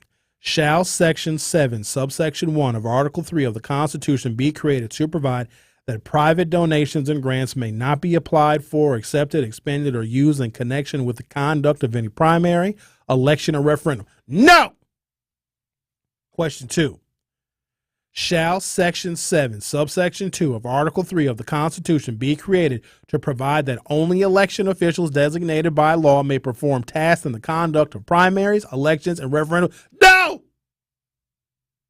And then the next one is the Milwaukee Public Schools referendum. No! I don't know why I have to yell that. I'm just happy I just made a breakthrough. That was a lot. And I got a college degree that I use daily. So for the referendum questions, if you're a decent, wonderful human being that loves people and trees, and you love democracy and you love America, but you think America is screwed up sometimes, if you hate bigots, if you hate racism, if you hate poor people being taken advantage of, if you think that our taxes are too high and the working people in this city, in this county, in this state are getting a bad deal, you vote no on everything. Go into the ballot booth and just hell no, we won't go. Like a Vietnam War protest. Hell no, we won't go. Vote no. Vote no across the board. Vote no for show. Vote against the on all three. I need something catchy that rhymes. Vote negatory if you like chicken cacciatore. No, that's a dumb one. Vote down if you like to go out of town. All right, I'm going to take a break now. Just vote no on all of them and you're good. That's the voting no is the yes way to vote. The Truth with Sherwin Hughes will be right back. More of The Truth with Sherwin Hughes is next on 1017 The Truth, The Truth app, and 1017thetruth.com. This is your Versity Blood Center of Wisconsin Community Impact Moment on 1017 The Truth. I want you to really stress the importance of having an ethnically diverse blood supply. But I guess, what do you say to people that, for whatever reason, are apprehensive about giving blood? It's not by accident that we are building this fixed donation site right in the heart of this Halyard Park, Harambe neighborhood.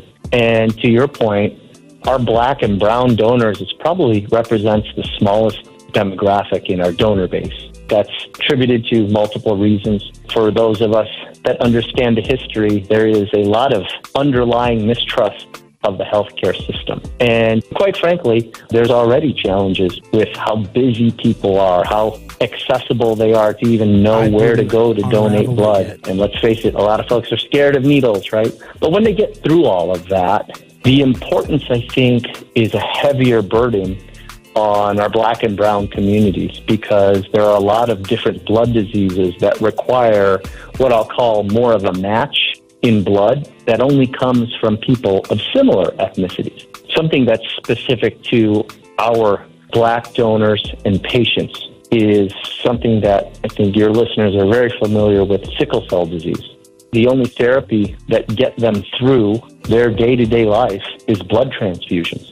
And it's not just what I'll call average or normal blood type or blood transfusion. It's actually a specific blood with a specific type called RO blood. And this RO blood typically only comes from people of African descent and Hispanic descent. And so that's why it's so important that our donor base is diverse, so that it helps our ethnically diverse patient population. To make an impact by donating blood in your community, visit versity.org today. It's that time of year, y'all. A cough here, a sneeze there, and everyone around you seems to have the sniffles? You've got to get some Soulful Juice. Founded in 2020 with ginger shots and branching off into lemonades and juices, Soulful Juice started during the pandemic in an effort to bring quality and wellness to our bodies. Embracing natural juices with no preservatives, Soulful Juice prides themselves on meeting you where you are in your health journey. Give your immune system the boost it needs and join the Soulful movement. Visit soulfuljuice.com today. Looking for natural solutions to ease your mind and body? Find your calm and get cozy at Torch CBD with their hemp-infused teas, or boost your health with broad-spectrum CBD products, from CBD-infused cooking oil, honey and coffee, to body creams, edibles, and smokable flower. Torch CBD, located at 3419 West State Street in Milwaukee, is ready to help with all your trauma, anxiety, and sleep issues. Stop by Torch CBD today and relax your mind. This is The Truth with Sherwin Hughes on 1017 The Truth, The Truth app, and 1017thetruth.com.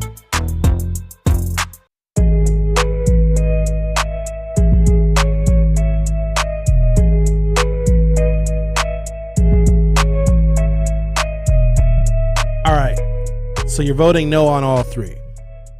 I'm going to put the details of the three referendum questions in the Hughes Views Facebook group. If you're not a member, you can hit join the Hughes Views Facebook group. It is the Facebook group that corresponds with this show. And I also post articles that I reference on this show in the Hughes Views Facebook group. So I'm going to post these referendum questions. So just making it easy for everybody. Voting no on all three will make you happy as a tree. I like that one. That one isn't bad.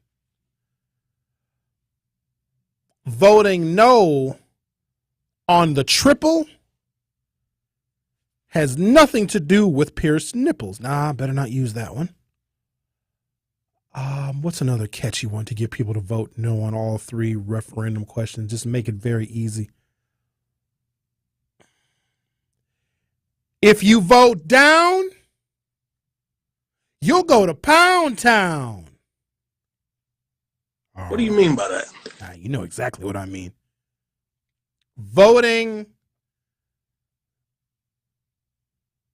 no means, no, I can't say that, Alex, because that's not necessarily true.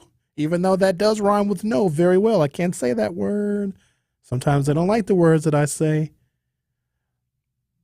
Vote no on the refs, and you will have fresh breaths. That's a good one.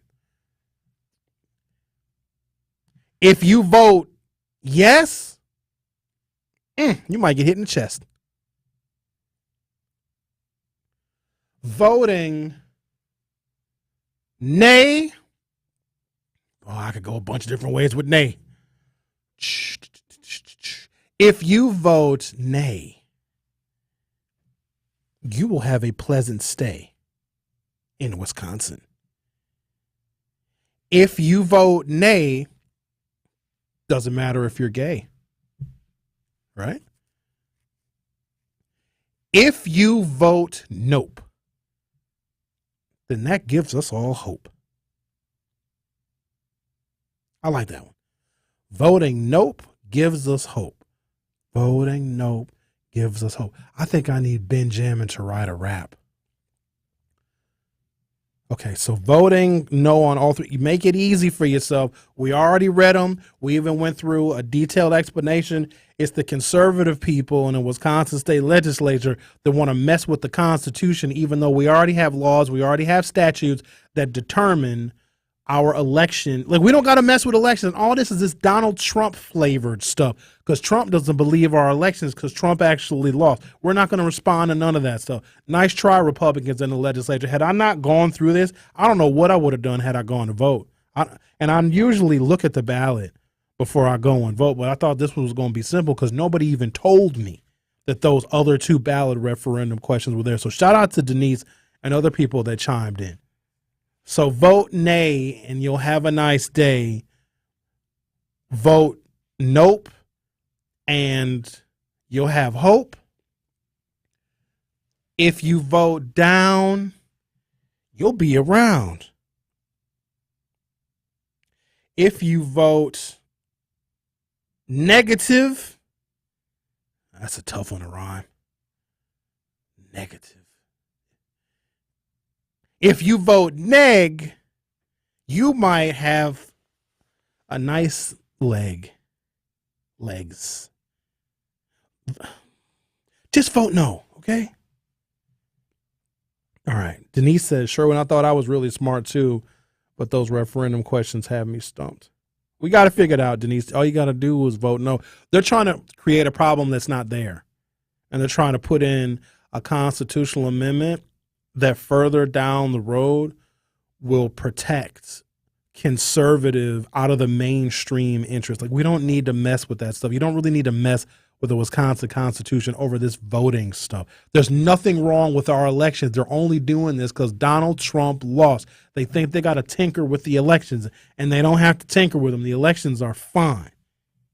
It's amazing how they're doing all this stuff now, and you think that they want to mess with elections back when Obama got elected twice.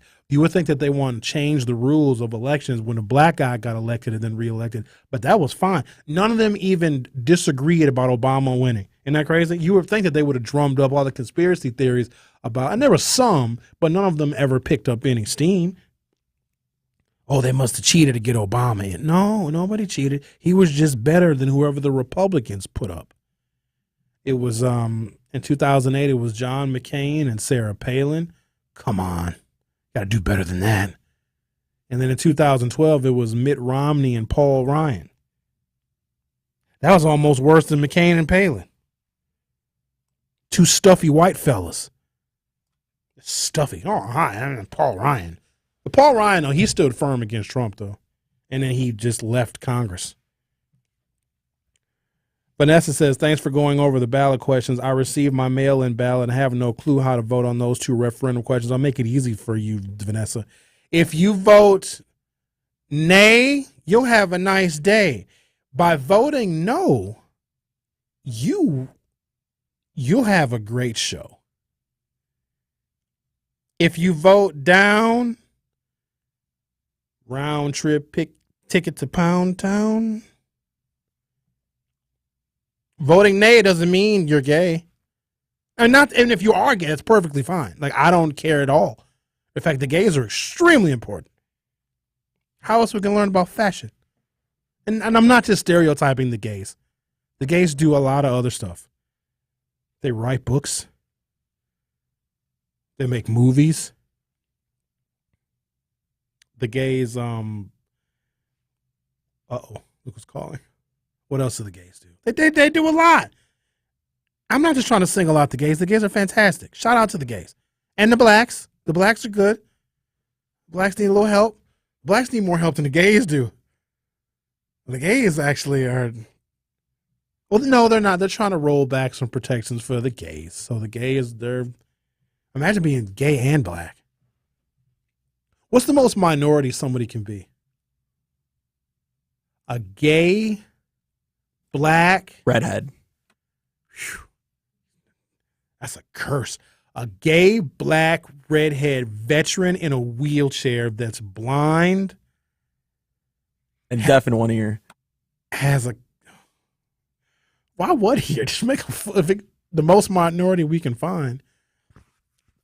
Gay, wheelchair, veteran, black woman. What about religion? Satanist, because that's not popular. Deaf, veteran with diabetes. That's you don't get more minority. Like, they should get all the free college. If those are like your category, and their pronouns are they, them, and they're trans.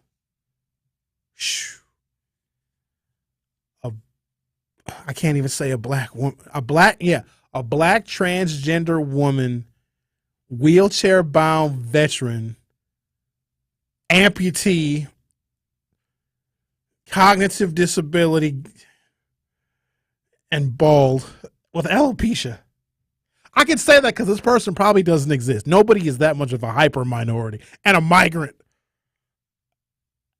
Because you can't be a veteran. Yes, you can be a migrant veteran. We allow the migrant people to serve in the military.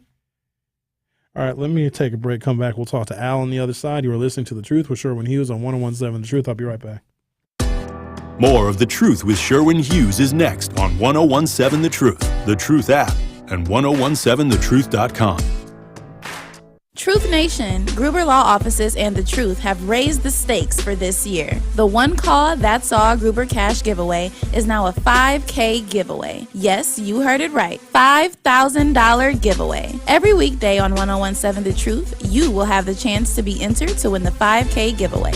Listen to The Truth for the One Call That's All cue to call for your chance to win $5,000. Gruber Law Offices, One Call That's All. Visit 1017thetruth.com for official contest rules.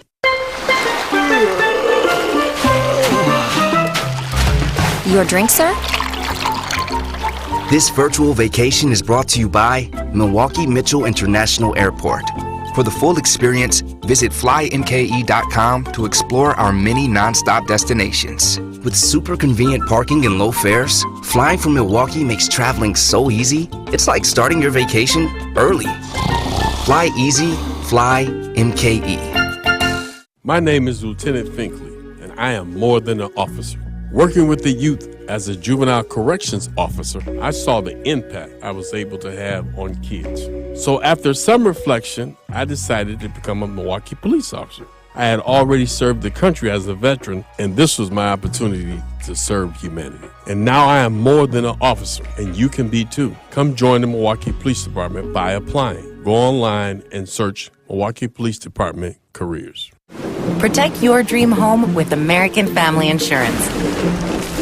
And you can weather any storm. You'll also save up to 25% by bundling home, auto, and life.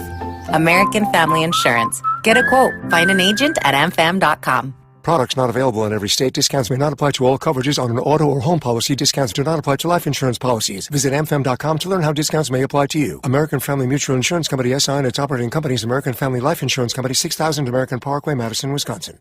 Severe flooding from recent hurricanes and other storms has left hundreds of thousands of cars, trucks, and other vehicles unsafe to drive. Flooded vehicles are supposed to be dismantled for usable parts or crushed for scrap, and a flood title should be issued to that car. But some shady dealers will buy a flooded vehicle, clean it up, and get it retitled with no indication it was flooded. Or uninsured cars will be cleaned up by the owner and sold online, also with no warning to the buyer. If the price is too good to be true, it probably is. Make sure to check for flood damage and have a qualified mechanic inspect the vehicle before you write a check. The free VIN check service from the National Insurance Crime Bureau is a good place to start. Head over to nicb.org to check it out. To report fraud, call us at 1-800 Tell NICB. This is a public service message from the National Insurance Crime Bureau. It's The Truth with Sherwin Hughes on 1017 The Truth app, and 1017thetruth.com. Brian says, did you know that Steph Curry, Kyrie Irving, and Shaq all echoed disclosure of the stationary, somewhat flat earth, and they were all ignored as well? They should have been, because they're stupid. I'm just going to say it. If you think the earth is flat, you're stupid, dumb. Thank you, Sherwin. There's no other way I can put it. If you think the earth is flat, you shouldn't be allowed to, drive a car or work or really walk, actually, if the earth is flat. That's insane to me. That's crack smoking crazy is what that is. Where are you getting all these? Let's talk to Al. Hello, Al. How are you? I'm doing good. I'm kind of boggled. I wanted to ask you, what's up with all these pastors and these preachers trying to recruit these young men, talking about yippee-ki-yay, yippee-ki-you, God told me to vote for you? What's going on with that? Because, see, I thought, the church don't supposed to be coming into political, because I feel like if you're going to come in political, and since that Bible with the 467 contradictions is being mentioned, y'all should be paying that 5.6 tax increase. Because hang on, Al. I need a little more clarification. So, pastors are telling people to vote for specific candidates? God talked to me, and I'm like, wow, God must really think you special. He gonna stop what he doing to talk to you out of all these gazillions of people. So the first thing come to my mind is, you sleeping with God too, and you ain't telling nobody? Since God talking to you? Because I thought religion don't supposed to come in contact with political. Because my thing is, if you're talking that and you're giving to campaigns, you can give to that 5.6 tax increase. Since in that Bible it said men and women is all equal, you could equally pay that 5.6 tax increase. So I was trying to figure about that. It just mesmerized me. I find it so funny. They want to go after the youth because, they want them to be a monkey in the cage for the banana. Because all you got to do is tap dance with somebody's head and get them to start thinking a certain way. And see, that's why a lot of people so jacked up in the head now. But I just thought, if you're going to start saying yippee-ki-yay, yippee-ki-you, God said vote for you, you can vote and pay that 5.6 tax increase. So you're saying the churches that get involved in politics should lose their tax-exempt status. So I am very familiar with churches allowing candidates for public office to come in and address their parishioners. Technically, that is a violation of their nonprofit status, but I also want elected officials to be able to address parishioners, because parishioners in our community are some of our most reliable voters. So that decision is way above my pay grade. I still want candidates to come and talk to people at church because they actually vote. Well, my thing is, we got 2 and 3 churches on some blocks, and everybody want to push their religion's beliefs. So if we're all created equal, you can equally pay that 5.6 tax increase. That's all I'm saying. Just because you sit up here and talk about glory to God. So churches don't pay sales tax. If they buy stuff, they still pay the sales tax. You mean property taxes? That's what they would. Well, whatever it is, 501c3s, A, B, C, D, E, F, G, H, I, J, K, all of them NOV. That's all I'm saying. But so since they want to indulge and get in there, they can do all that too, because you know how some of them say, if you don't vote, you don't get no throw, but they still buying their wire after Sunday service. Happy Monday. You have a good day. And I'm looking forward to your thing with Tammy. What's her name? Tammy Baldwin? Yes. What's her name? Tammy Baldwin. Is that her name? Yes. Okay, well, I'm going to be listening for Tammy Baldwin. And you want to have yourself a good day. And some of y'all stop that stuff, because everybody don't want you to touch your mouth. What? Have a good one. Bye-bye. Okay. Alex, did you block that? Did you censor it? Okay. What did he say about something about some throat? Swallowed up. Have you ever been swallowed up?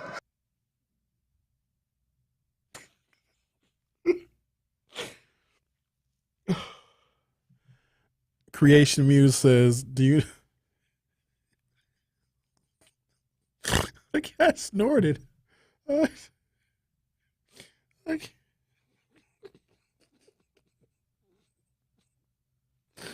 can't do this. Why do I do this? Why do I come here? For what? It's a political talk show, and y'all, it's just insane. Creation Muse says Sherwin. Well, they didn't say Sherwin, but I'm saying my name anyway. Do you know that Simone Biles has a twin that's not a twin? Her real sister is 7 inches taller than her. What? First of all, she's adopted, right? I'm pretty sure Simone Biles is adopted. Yes, she is. I got articles. Y'all are insane. Vote no on the referendums, okay? Everyone? Where's my other stuff at? I had a whole, soliloquy about the rise of fascism in Europe and the rise of fascism in America. I don't even know if I'll be able to get back to that now because y'all just took me way off base. I'm supposed to have way more control over my show than I do. And I got to talk about Trump saying there's going to be a bloodbath if he's not elected. So why don't we do this? Why don't we call his bluff and just dare him to try? And I say that because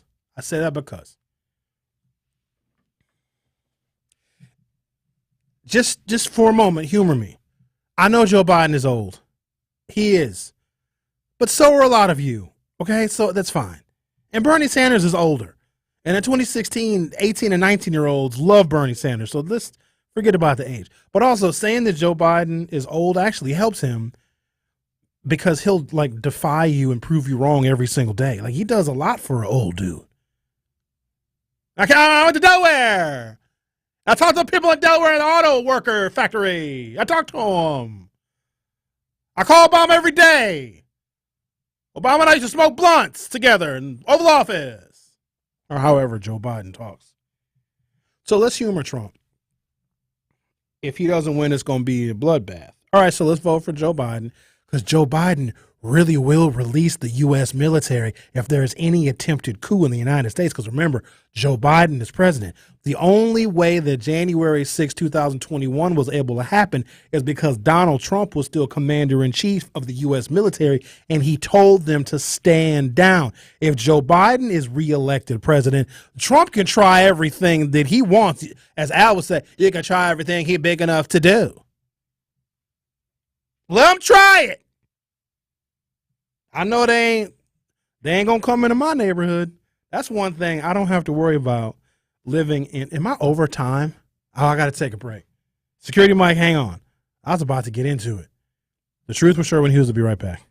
From the biggest plays on the court to the comments made in the locker room after, an in-depth recap of every Bucks game in 6 minutes. No more, no less. Bucks in 6 provides game recaps for every game. Hear the high-flying dunks from Giannis. Puts it on the floor, spins down the lane, and plunges it through. Or the deep threes from Dame. Dame time has arrived with 107. Bucks in 6 on the Bucks Plus Audio Network. Find it now on bucks.com/plus or on Spotify, Apple, and wherever you get your podcasts.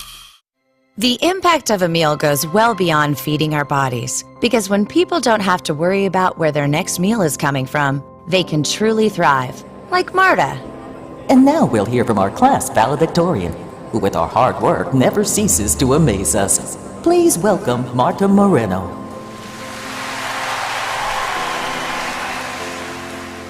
And Alex. Hey, Alex, how did the interview go? I did it! I got the job! I can't believe it! I knew it. Let's meet up later to celebrate. And Diego. Mom!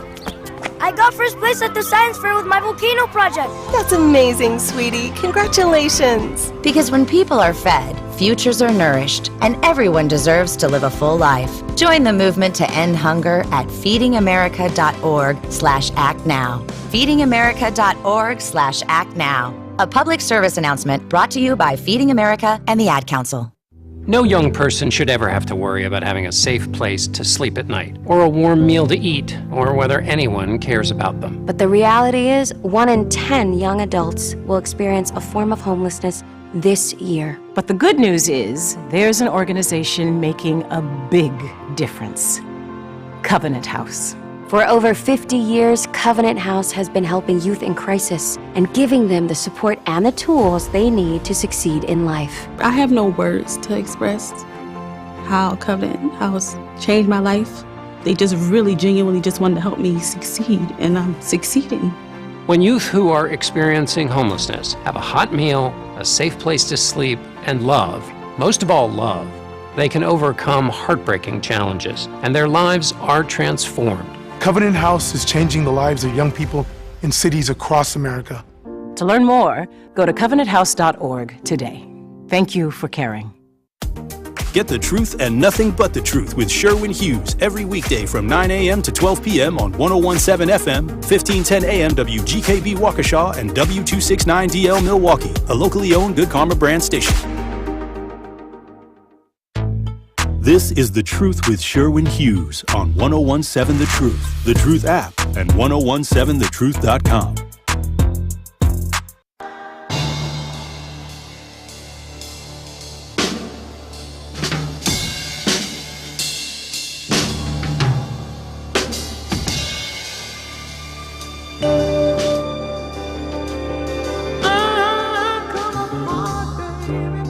Welcome to Hour 3 of The Truth with Sherwin Hughes. Tammy Baldwin is going to be here in 30 minutes. She might bring Thanasis with her. Thanasis would be confused. So he's here today promoting his podcast, correct? Are we going to carry his podcast, Alex? Do you know if I believe so. Oh, wow. Well, that's great. So maybe he will come in with U.S. Senator Tammy Baldwin and they can promote his podcast together. He'd be very confused, though. I don't know why I'm here. They told me it was a rebound in here. That's why I walked in. They said it's a rebound. I said, I need to get her. I need one badly. I'm just kidding. Everybody relax. Thanasis is fantastic. I don't know if when the crowd gets louder, when Bobby Portis comes in or when Thanasis comes in. Because when Thanasis comes in, we have won that game. That game is, like Wayne Larrivee says, there is your dagger. At a campaign speech in Dayton, Ohio on Saturday, former President Donald Trump alleged, quote, "Now, if I don't get elected, it's going to be a bloodbath for the whole country." Let me pause right there. Try it. Try it, Trump. Try it. Joe Biden may tell the military to go to Capitol Hill. Get the Marines out there. Tell them to put a barricade around the Capitol building. They're not going to try that stuff again. I'm Joe Biden. I yell at everybody. Kamala, what are you doing? No, this is not the right time for a beauty shop appointment, Kamala. Let them try it. SEAL Team 6, we have our drones flying over the... yep, there we go. Looks like we have some armed combatants there. Yeah, just aim for the red hats. This is a target-rich environment. Okay, and fire. Threat eliminated. You think you're going to dare us with your violence, Donald Trump? Are you insane? Are you insane? There'll be a bloodbath if he doesn't win? No, it's not. No, it won't be. I guarantee that. And he's not going to win. So... in his nearly 90-minute speech, the former president discussed the 2020 election, the U.S.-Mexico border, and the U.S. economy while attacking several government officials, including Fani Willis, the Atlanta prosecutor overseeing his criminal case in Georgia. He attacked President Joe Biden numerous times, calling him stupid and even referring to him as the dumb son of a beep before trailing off. We'll see. Joe Biden's dumb ass gonna beat you. Trump called Biden a great threat to the United States democracy due to his incompetence and his use of the Justice Department to go against his political opponents. That's exactly what Trump is going to do. That's Nazi propaganda. When you accuse your enemy of what you're doing in order to fool the public, that's straight out of Adolf Hitler's playbook. That is 100% Nazi propaganda. Let's assume in the rare and off chance that Donald Trump does get reelected, the Democrats are going to probably increase their majority in both the House of Representatives and in the U.S. Senate. All they're going to do is impeach him like 5 more times. He's not going to do anything, but let's just prevent that because we have work to do in this country. We got roads to build. We got people to put to work. We have inflation that we still need to tackle. We need to still create jobs. We need to invest money in blighted neighborhoods. We need to figure out what the hell we're going to do with education at all levels. Trump is not interested in doing that. Trump wants to pardon himself and his army of minions so that they can take over the government of America and turn it into a fascist colony. That's not going to happen. Now, I know y'all don't like Joe Biden. I know you don't like to vote. Do your boy a solid, okay? I don't want to ask you guys for much. In fact, I don't ask you guys for anything. Ever. What do I ask y'all for? Nothing. A little bit of your attention 5 days a week. That's all. If Donald Trump thinks that there's going to be a bloodbath, if he doesn't get reelected, I think we need to show him that that's not going to happen. So he's not going to win and there's not going to be a bloodbath. Okay, so we'll vote for Joe Biden and how about this? We'll vote for Joe Biden and then we'll make all the old jokes we want. Okay? And Joe Biden will make old jokes with us. Yeah, that's right, I'm old. I'm so old I got reelected again and I beat Donald Trump. What are you going to do? I can only serve 2 terms. Leave me alone. That's what Joe Biden will do. And we'll just laugh about it because the country, whether you like it or not, will be in good hands. Listen, if Joe Biden was good enough for Obama, he's certainly good enough for me. And I like Barack Obama. Barack Obama, I think, has very sound judgment. Obama did a lot for the country. He gave you Obamacare, a whole bunch of healthcare clinics in our communities now. More people are insured than ever. Got us out of the wars in Iraq and Afghanistan. What else Obama do? He got the economy going again, created 15 million jobs. We were on a terrible crash course in the United States. Homes were being foreclosed on. Now look at you guys. Your home isn't foreclosed on anymore. I mean, now it's local elected officials we got to worry about. But Obama was a solid fella. He used to smoke Newports. If y'all like Donald Trump because he's in trouble with the law, then you definitely should like Obama because he smoked black people's cigarettes. And Obama said, I'll select Joe Biden to be my running mate. And Joe Biden didn't give Obama no problems, did he? He was well behaved. He just chilled out and just kind of waited. Poor old Joe Biden. Everybody messing with old Joe. He was perfectly fine when he was Obama's vice president. Now you don't like him no more. Y'all need to chill out. Let's talk to Security Mike. You're on 101.7 The Truth. How are you? I'm great, man. Happy belated birthday, man. Oh, thank you. You're almost up there with me. 10 more years. That's the ways. Hey, man. Yeah. It's like Mom used to say, boy, don't you touch that hot iron. And you touch it anyway. Trump already sending them same signals out, man. And I'm glad he's doing this stuff because it's only making it worse and worse for him. Now, I have this question. Now, it's we're going to have at least 5 choices, you know, with the Democrat, Republican, Cornel West, FK. Cornel West, he's not even on the ballot. And no, Security Mike, we do not have 5 choices. It's Coke or Pepsi. Yeah, we're going to have the third party. No, you were not. They don't exist. That's in a figment of somebody's imagination. Man, we're going to at least have 3 then. No, you're not. You have 1 choice. Well, that should be Biden. But check this out. Trump, he can do this stuff if he want about this bloodbath thing, but it ain't going to happen because his people don't want to go to jail. You already got the Proud Boys and old people setting up there. You think they can act a fool if they want to. That's all I got to say. They can act a fool if they want to, Sherwin. Okay, so who you thinking to take votes from if the guy West Duke jump in the race? Or he's not even, Cornel West didn't even do the paperwork and get the signatures to get on the ballot. I don't think in any states. So what about Aaron Rodgers and JFK? Aaron Rodgers is RFK Jr., and they're both idiots. I don't know which one is dumber. At least one can throw a football, or he used to be able to throw a football. RFK used to do heroin. So no. That's true. No.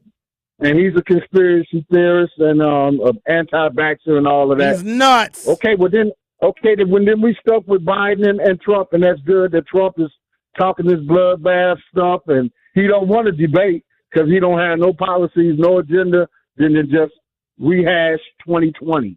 So that's going to help us out, I believe. I hope so, but don't talk about we got 5 choices. There's no 5 choices. There's one choice. Well, I've been hearing about a third party, the K Junior guy, West. I've been hearing, because I've watched NBC, MSNBC, and CNN a lot. Don't watch them. Just listen to me. All you need is this show, and you'll get everything that you need. You don't need to listen to that. That's fake news. I'm real news. Thank you. Yeah, I know, man, because I'm listening to you guys at work every night. There you go. And that's why I didn't know it was your birthday, but I caught the show a couple of days ago, last week. Last Wednesday. Sherman's birthday. So you 49 or something. That's correct. So you still got about 11 years before you hit them 60s like me. So I'm not looking forward to it. Man, you're a good guy. Thank you. You talk good news. You know what you're talking about. And this politics, Biden 4 more years, watch. And we're going to see if it's going to be a fight. I agree. There ain't going to be no fight. Go vote for Joe Biden and tell your family to vote for him, too. Have a great one. All right. You have a great one, too, Security Mike. Whew. 5 choices. You kidding me?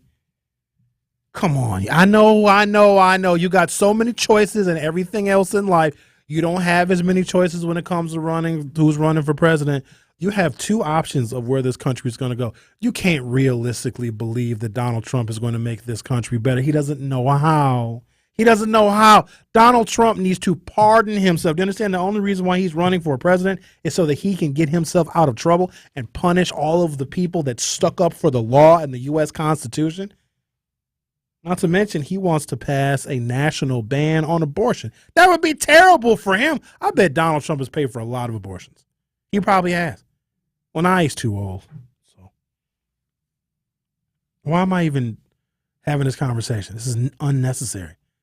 5 choices. And you get a third party candidate. Let's just say they get elected to the presidency. Some weird third party conspiracy theorist, long-haired quarterback that does psychedelic drugs, president of the United States. And RFK is like, a Kennedy is a risky bet for the presidency because let's just say that their track records of longevity, not very good. That's fact. Kennedys are cursed. Damn. Okay? I want you to imagine this for a second. I got to say this and not get in trouble. Let's say RFK Jr. goes by way of his father. And I'm not saying that should happen. I don't want that to happen. I want everyone to live long and be very happy. But let's just say he is hit with a Kennedy curse. A bunch of them have died.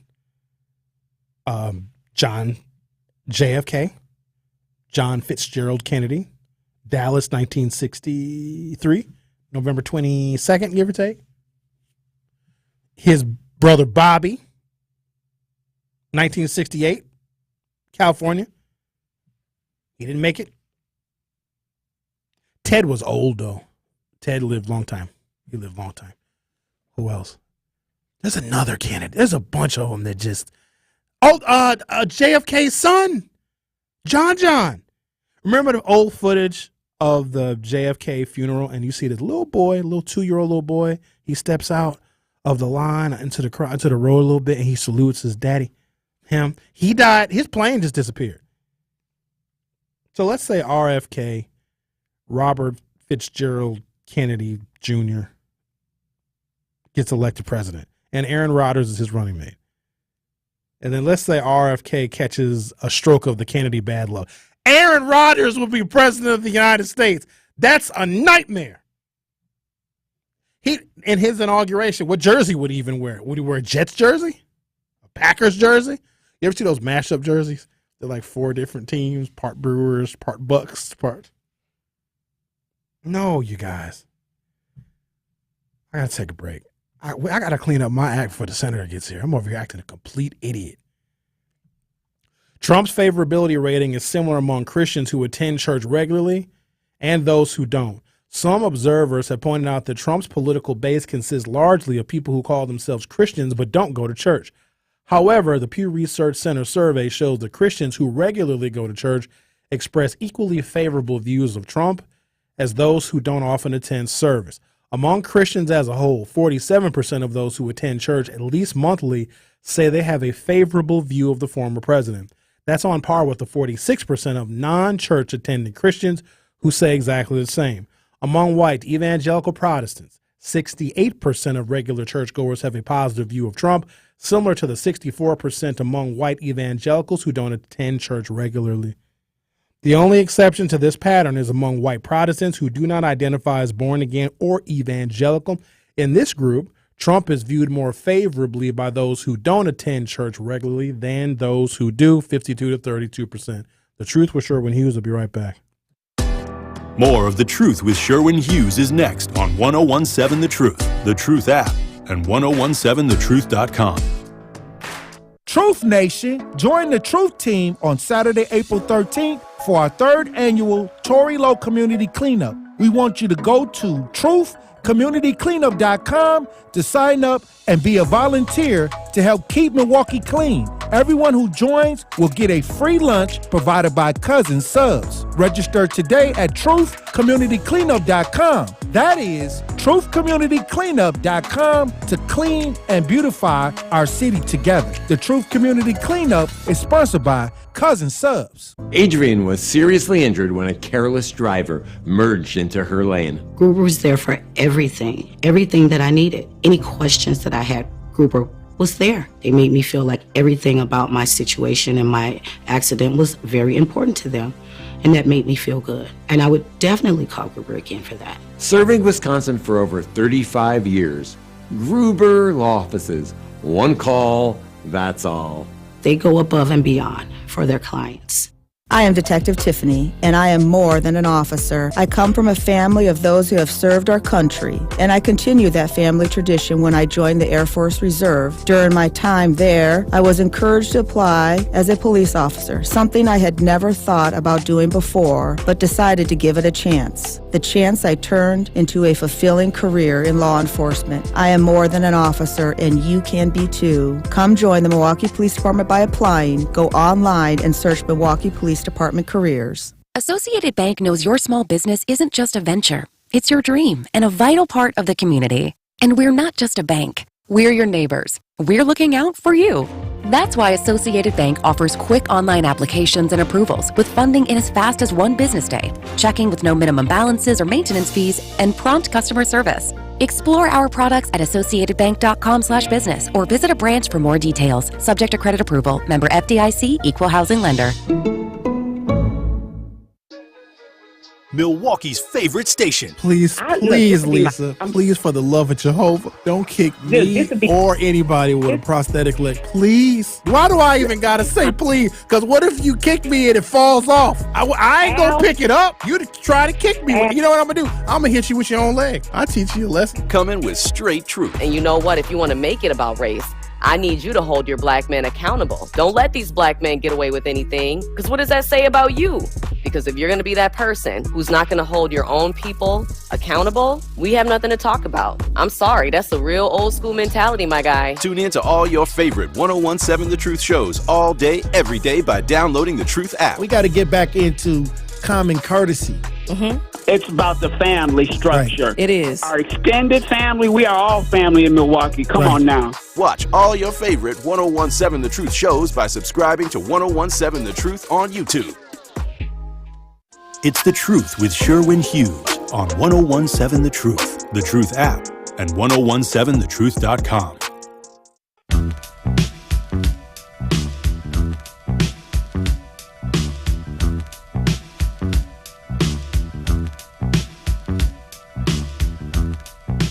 Want to see Giannis live and up close? How about Giannis and Thanasis Antetokounmpo sitting down for an intimate conversation? Thanasis Live is coming on Friday. Get your tickets now to see Thanasis Live at the Potawatomi Casino Hotel, where Thanasis is joined by his brother, none other than the Greek Freak. They'll talk hoops, life, and more, and will even be joined by several other special guests aliveshow.com is where you can get tickets. That is aliveshow.com. Join Thanasis and Giannis on Friday night for Thanalysis Live. The award-winning 1017 The Truth proudly celebrates Women's History Month. Tune in all March long as we celebrate the remarkable achievements of women throughout history. Follow The Truth on Facebook and Instagram as our very own Carrie Noni will interview history makers and share inspiring stories of the excellence of black women. 1017 The Truth celebration of Women's History Month is sponsored by the Milwaukee Police Department. And make sure you join us on Saturday, April 13th for our third annual Torrey Low Community Cleanup. We want you to go to truthcommunitycleanup.com to be a volunteer to help keep Milwaukee clean. Everyone who joins us gets a free lunch provided by Cousin Subs. Better bread, better subs. Register today at truthcommunitycleanup.com. That is truthcommunitycleanup.com to clean and beautify our city together. The Truth Community Cleanup is sponsored by Cousin Subs. And tune in to The Truth with Sherwin Hughes today at 11:30 as Sherwin will be speaking with U.S. Senator Tammy Baldwin. They will discuss what she has done for Wisconsin and the black community. I never said that. I'm not going to put her in that corner. He will also ask her about her vision for improving the lives of people in Milwaukee. I'm probably going to ask her about Trump. Again, that is U.S. Senator Tammy Baldwin today at 11:30 on The Truth with Sherwin Hughes. I clearly didn't write that. What is the U.S. Senator going to do for black people? Hey, everybody. Hi, I'm a U.S. Senator. Hey, blacks, this is only for you. Nobody else needs to apply for. That's not how that works, y'all. Like a democracy is everybody. Like, you can look at where one group is underperforming, and then you can try and figure out a law or some funding or something. You can't just, hi, I'm just going to be a senator for the blacks or the whites. That would be very off-putting, would it not? All right, let's see what we got here. What is this one? Did I read this already? No. Most people who view Trump positively don't think he is especially religious himself, but many think he stands up for people with religious beliefs like theirs.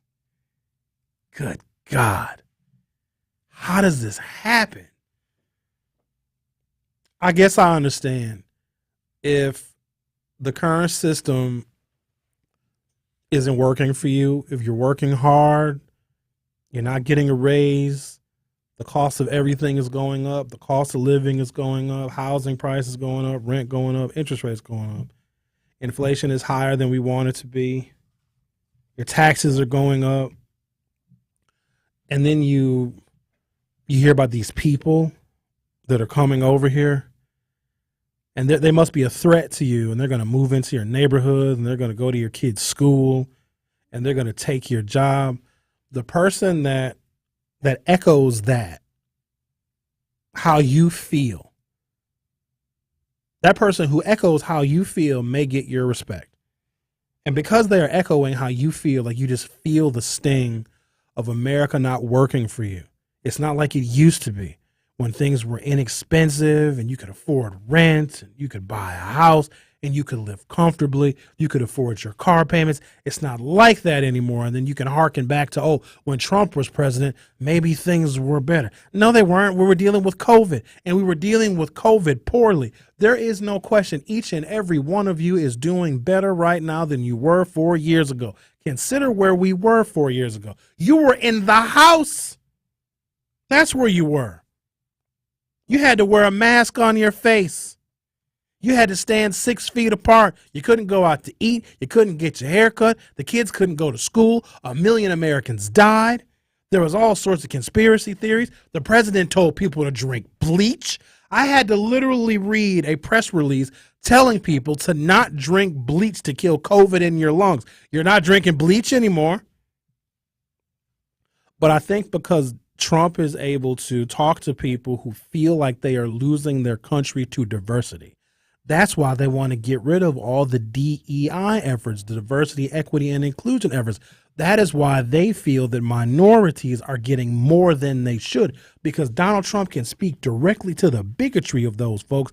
They don't care what kind of a horrible human being he is, and that's frightening. And what's even more frightening is people that cling to their religious beliefs, like evangelicals and those that love the Bible and love Jesus. They love Donald Trump more than anybody else, which is counterintuitive to say the least. And I barely even know where to put the blame, because you would think that the religion that they cling to would tell you Trump is a false idol, like the total definition of one, but they love this guy. It makes no sense. How Texas plans to arrest migrants for illegal entry would work if it was allowed to take effect. You know what else they're doing? They're rounding up people. I don't like that. I don't like the fact that they're rounding people up. That's problematic. Texas's plan to arrest migrants who cross the U.S.-Mexico border illegally is on hold while the U.S. Supreme Court considers a challenge to Republican Governor Greg Abbott's latest move over immigration. The nation's highest court put the law on pause over a lawsuit led by the Justice Department, which argues that Texas is overstepping the federal government's immigration authority. Under the law, any police officer in Texas could arrest migrants for illegal entry, and a judge could order them to leave the United States. Here's the other problem. This goes back to October of 2018. The ACLU sued the Trump administration in federal court, challenging its illegal and cruel practices of separating children of asylum seekers and border crossers from their parents. Do you know if they've separated children, and some of those children 5 years later have still not been reunited with their parents? This is the United States of America. We don't do that. We do not separate children from their mothers. The events that followed shocked the world as thousands of minors were locked away in immigration facilities alone while their parents were detained further away. On June 26, 2018, U.S. District Court Judge Dana Sabraw issued a preliminary injunction that ordered the government to return all children under 5 years old to their parents within 14 days and within 30 days for the rest. The government has since provided the court with data that indicates that 2,654 migrant children were separated from their parents or caregivers as a result of Trump administration policies. Got some other scary stuff here, too. Germans thought they were immune to nationalism after confronting their Nazi past. They were wrong. This comes from the Associated Press. When Sabine Thonke joined a recent demonstration in Berlin against Germany's far-right party, it was the first time in years she felt hopeful that growing power of the extremists in her country could be stopped. Thonke, age 59, had been following the rise of the Alternative for Germany, or AfD, with unease. But when she heard about a plan to deport millions of people, she felt called to action. I have never thought such inhumane ideas would be gaining popularity in Germany again. I thought we had learned the lessons from our past. Nazism is coming back in Germany, you guys. Okay, that's not good. Many Germans believed their country had developed an immunity to nationalism and assertions of racial superiority after confronting the horrors of its Nazi past through education and laws to outlaw persecution. They were wrong. If an election were held today, the AfD would be the second largest political party in Germany. But national polls camouflage an important division. The AfD had disproportionate support in the formerly communist and less prosperous eastern states of Germany. After the fall of communism in 1989 and the unification of East and West Germany a year later, many people in the 5 eastern states lost not only their jobs but their collective past, leaving them disoriented and helpless in the capitalist system. That sounds like what's happening here. The AfD's rise has been propelled by anger over inflation and rising immigration. Sounds like what's happening here. The European Union received 1.1 million asylum requests in 2023, the highest number since 2015. Germany, by far, got the largest number of claims, more than 300,000, mostly from Syria, Afghanistan, and Turkey. The country has also taken more than 1 million Ukrainian refugees displaced by Russia's invasion. Voters in Germany and across Europe are increasingly empowering far-right nationalist parties who promise to restrict immigration and, in some cases, constrain democratic freedoms of religion, expression, and the right to protest. That sounds like what's happening here. I got to take a break. Is the senator here? Okay, we don't know yet. let's talk to Julius real quick. Hello, Julius. How are you doing? Hi. Good morning, Sherwin. Okay. You was talking about, like I don't know why a lot of people are going to vote for Trump myself, but what it is, man, it's like, the Democrat, besides the Democratic Party, the Republican Party is no longer exists. I know you said people should, have a choice between the Republicans and the Democrats. The Republican Party has turned, it no longer exists. It's the MAGA Party now. So when people talk about voting, going to the other side because Democrats aren't doing it, the Republican Party no longer exists. The MAGA people are getting rid of the Republicans in their party now because they consider them rhinos, or any Republicans who want to get along and make deals and negotiate with Democrats, they ostracize. So there is no alternative. And the people it's just like, I know this all started from the Tea Party, but I'm saying I don't understand why people... It started a little bit before that, buddy. It's more like it started with the Confederacy. Kind of goes back to America being a colony, slavery and racism. And, it's been here a while. Well, yeah, it started back then, but I mean, like, in today's politics, what I'm saying, man, is, we talk about third parties. They're actually forming a third party right now. There's a lot of Republicans that are against the MAGA party, but they don't have the control. And a lot of them are cowards to speak out against Donald Trump because they don't want to lose their positions of power. And they're going to lose their positions of power because they're not speaking out against Trump.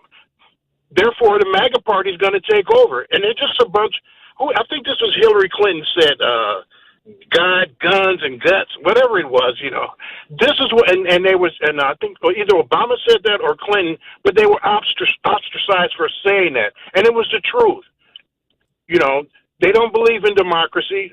I mean, no one's talking about January 6th as related to Trump. It's like that never happened. Yes, we are. We're talking about it a lot, Julius. No, I'm not talking about the people who care about democracy. I mean, from the Republican side, these people want you to vote for them and support them. Like, for the life of me, why would any black want to vote for any Republican to ever be in office?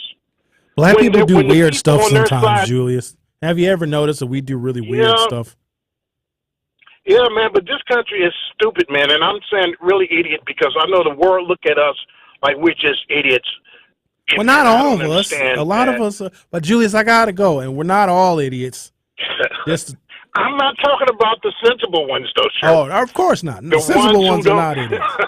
I get it. I agree with you. But, Julius, I got to go. Okay, Sarah. All right. Take care. Good show. Thank you very much, Julius. All right. The Truth with Sherwin Hughes. We'll be right back with U.S. Senator Tammy Baldwin. More of The Truth with Sherwin Hughes is next on 1017 The Truth, The Truth app, and 1017thetruth.com.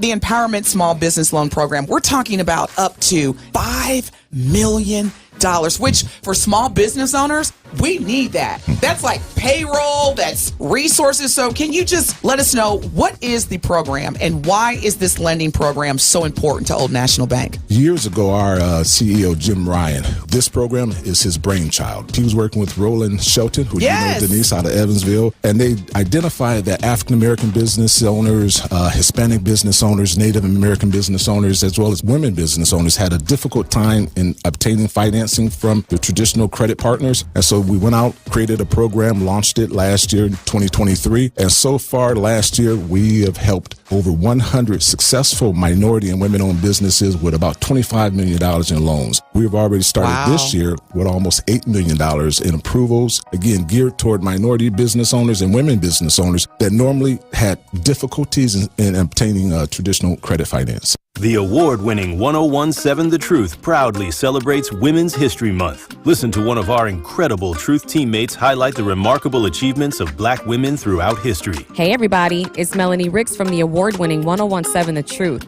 For Women's History Month, I want to highlight Maya Angelou for the incredible impact that she had on society.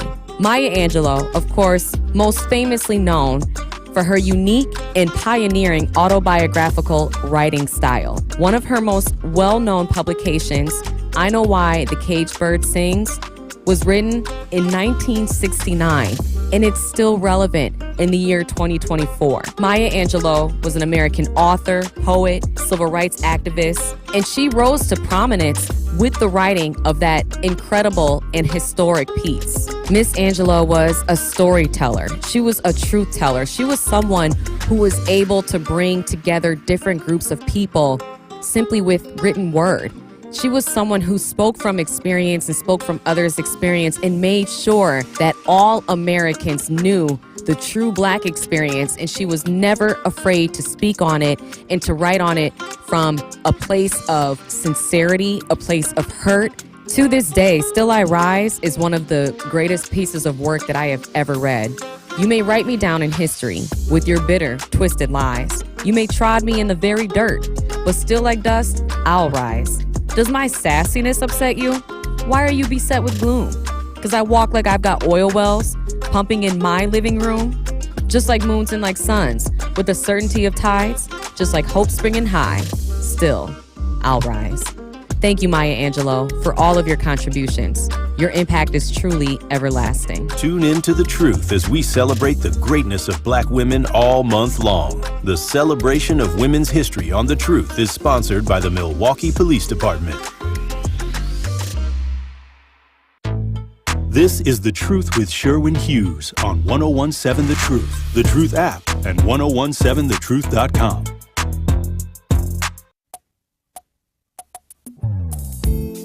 Welcome back. In studio, I'm happy to have U.S. Senator Tammy Baldwin in studio. Senator Baldwin, how are you? I am terrific. How are you? I'm doing well. I'm a little concerned about the former president's comments, but we'll table those for just a moment. You ran for the U.S. Senate in 2012, and Senator Baldwin, things were great. Obama gets reelected. We were creating jobs again. The recession was beginning to taper off. Banks were lending again. Things were looking upward. What happened between 2012 and where we are right now? Because I don't think any of us ever could have envisioned that America is what we're facing right now. We never could have imagined it then. Yeah.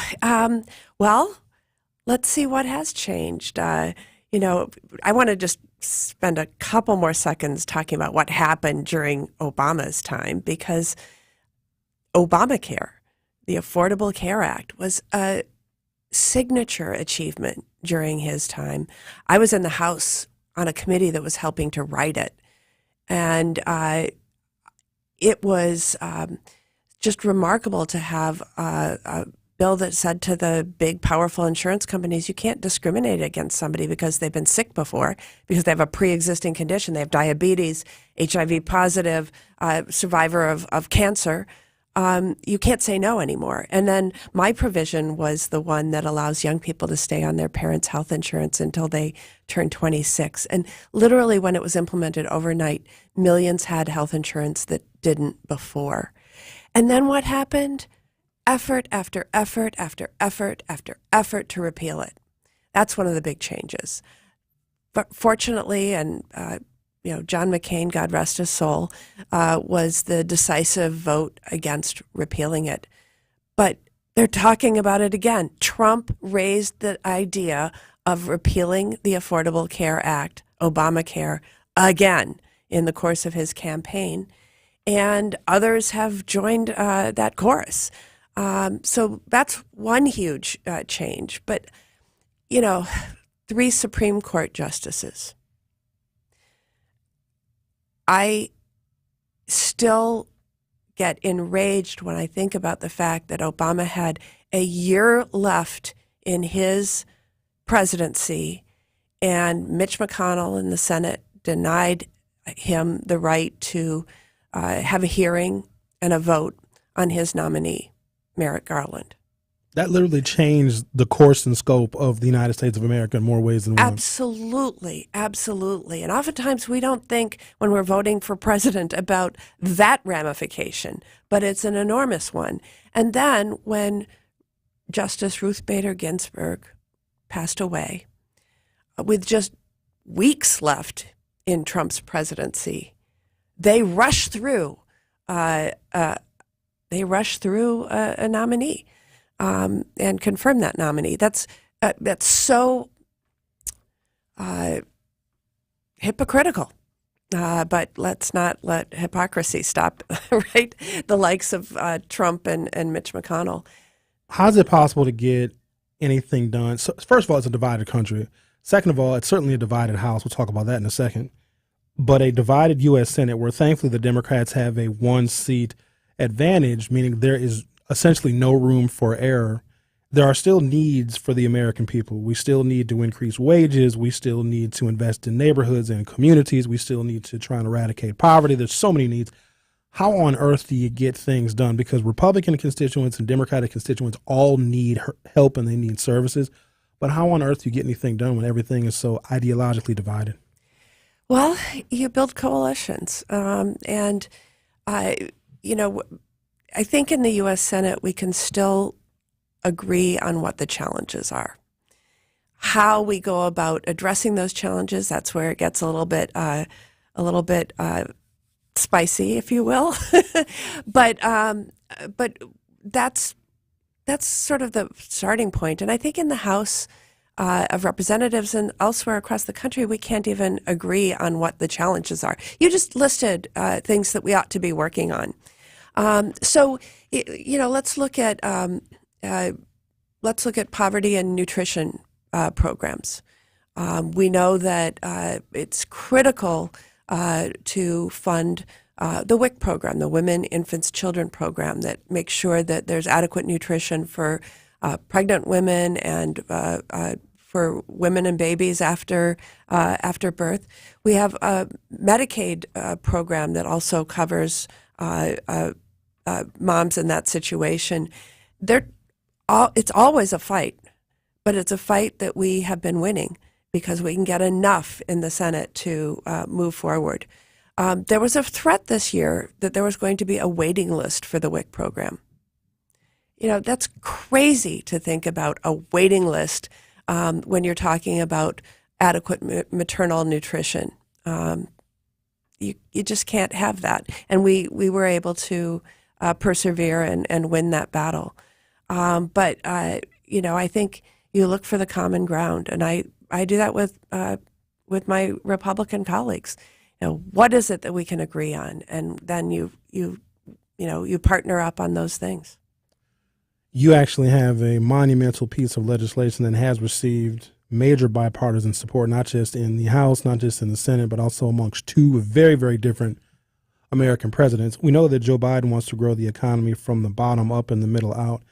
And your bill, the Build America, Buy America standards, actually really helps us do that. How on earth did you get that done, Senator Baldwin? It had been a challenge. And under President Trump, I could only get it, a couple of years at a time. Now it's permanent language in our infrastructure bill, in our Inflation Reduction Act, et cetera. So I can give some really concrete examples of what happened. So in our infrastructure bill, we're looking at rebuilding roads and bridges that are in disrepair. We're looking at getting rid of lead pipes in our drinking water system. We're looking at building out broadband to every residence and every business in the state and the country. So in Kenosha, there's a company that has just announced that it's going to double its workforce and its footprint to make circuitry needed in our broadband build-out. That is a direct result of my Buy America and Build America efforts. Why? Because the circuitry that we need for the build-out was only produced overseas. But our Commerce Secretary went and said, I need to buy this, but you don't make it in America. Well, yeah, that's not our business model, the CEO said. Well, you're going to have to make it in America if you want me to buy it. And so they found a company in Kenosha. They're partnering with them, and now they're going to make that circuitry here in Wisconsin. And 200 new jobs, a direct result of that. I would also say what I'm seeing here in Milwaukee, we had at the beginning of the debate on the infrastructure bill, about 70,000 lead laterals going into residences, potentially exposing young children to lead in their drinking water. And so the goal is to get rid of them. But prior to the infrastructure bill, really the resources locally were there for removing about 1,000 per year. Well, that would take 70 years to get rid of them. Now, because of the Build America, Buy America, there are now funded opportunities to become an apprentice in the pipe trades and become an apprentice in the plumber. Very much focused on increasing that workforce and, doing the job in much less than 70 years. Really great opportunities for careers, but starting with that infrastructure bill and the expectation that we build America and buy America. We are speaking with U.S. Senator Tammy Baldwin, who is running for re-election. We're going to take a break. When we come back, I'm going to ask the senator what she is looking forward to working on in her next term, if she can disclose the information about what she would like to do legislatively in her next term. You are listening to The Truth with Sherwin Hughes on 101.7 FM. Don't go anywhere. We will be right back. More of The Truth with Sherwin Hughes is next on 101.7 The Truth, The Truth app, and 1017thetruth.com. What's good, y'all? This is 101.7 The Truth's Telly Hughes, and I am Milwaukee. The goal of Truth Be Told with DT and Telly is to provide a platform for citizens of Milwaukee and Truth Nation to have their voices heard about concerns that have daily, direct impact. So join the home of Milwaukee's realest conversations where you can speak your truth. We are the award-winning 101.7 The Truth, Milwaukee Black Talk. Are record energy costs putting a squeeze on your fixed or limited incomes? With inflation rising at record levels and incomes not keeping pace, you might be one of tens of thousands of Wisconsin residents who are struggling to survive in the blistering heat of summer or the bitter cold of winter. While you haven't asked for it, the Keep Wisconsin Warm Cool Fund and your local energy assistance providers are here to help. No Wisconsin resident should ever have to face the challenge of living without heat or power or face homelessness. For a hand up, apply today and call 1-800-506-5596. That's 800-506-5596. Or visit www.heat.help.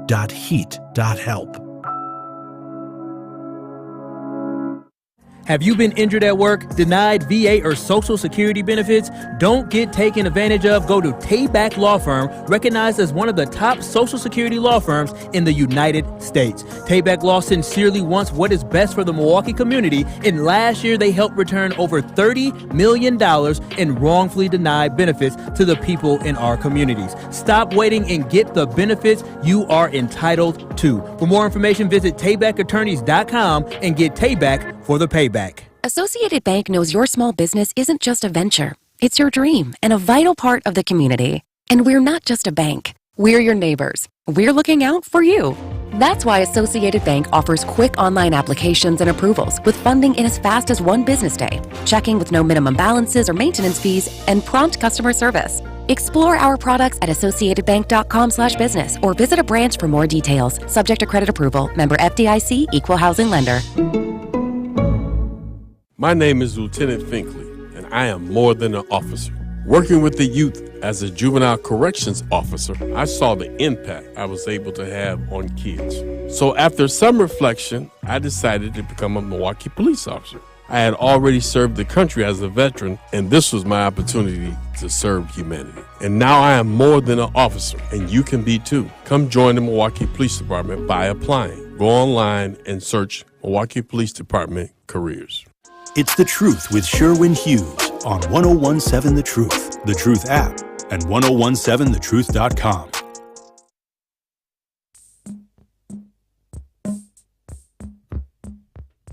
Welcome back to the program. In studio, U.S. Senator Tammy Baldwin.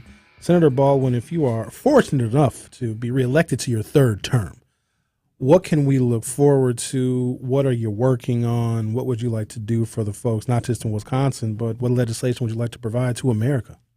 Yeah, I'm going to give the alliteration I always use when people say, what do you work on? What do you want to work on?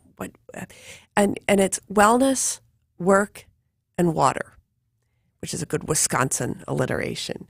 So wellness is a big umbrella. I came to public life to work on a healthcare system, that covers everyone, that everyone can afford. There's no disparities. It's high quality. We don't have that yet. The Affordable Care Act and Obamacare was a huge step forward, but we have a long way to go. But connected to that, right now we have a mental health crisis in this country, somewhat related to emerging from a pandemic and isolation, et cetera. And we don't have enough mental health workers to provide the type of care we need. So focusing on how do we incent people to go into those professions and provide the healthcare services that people need. Substance use disorder is also a big healthcare issue, whether that's poisoning from accidental exposure to fentanyl, which comes in from the drug cartels in Mexico, or whether that's other substance use disorder. Right now, we pretty much criminalize it, and I think we need to, and in fact, many that I speak with, including a forum that I held in Milwaukee just on Friday with law enforcement and first responders, fire department, EMS, really think that this is a problem that needs to be treated in a different model, and we're working on building that together. So then work. I already talked a little bit about what I mean there, but whether that's job training opportunities for those who are underemployed or unemployed to get good paying career jobs, or whether that's the Buy America policies that we just spent some time talking about that bring more jobs home, bring more, Wisconsin makes things, but we lost a lot of those jobs over decades. Some of those are coming back because of our Buy America policies. And then water, well, we already talked about our drinking water systems. There's too many lead pipes. There's PFAS contamination in some people's drinking water. But we're also a state on two Great Lakes. And so we have an East Coast Lake Michigan, a North Coast Lake Superior. The mighty Mississippi is our West Coast, and we have not millions. Okay, that was an exaggeration. We have tens of thousands of inland lakes and rivers, et cetera. In fact, we have more than Minnesota, even though they put it on their license plate. But cherishing that water as the Great Lakes, the most significant fresh water for drinking water source in the world. We have a lot of duties to steward those resources well. And, when you turn on the tap and you don't know that it's safe, that's a pretty horrifying thing. Coming up in this election, as we've seen in previous elections, the issue of women's reproductive health care and the rights for women to make their own health care decisions was certainly on the ballot.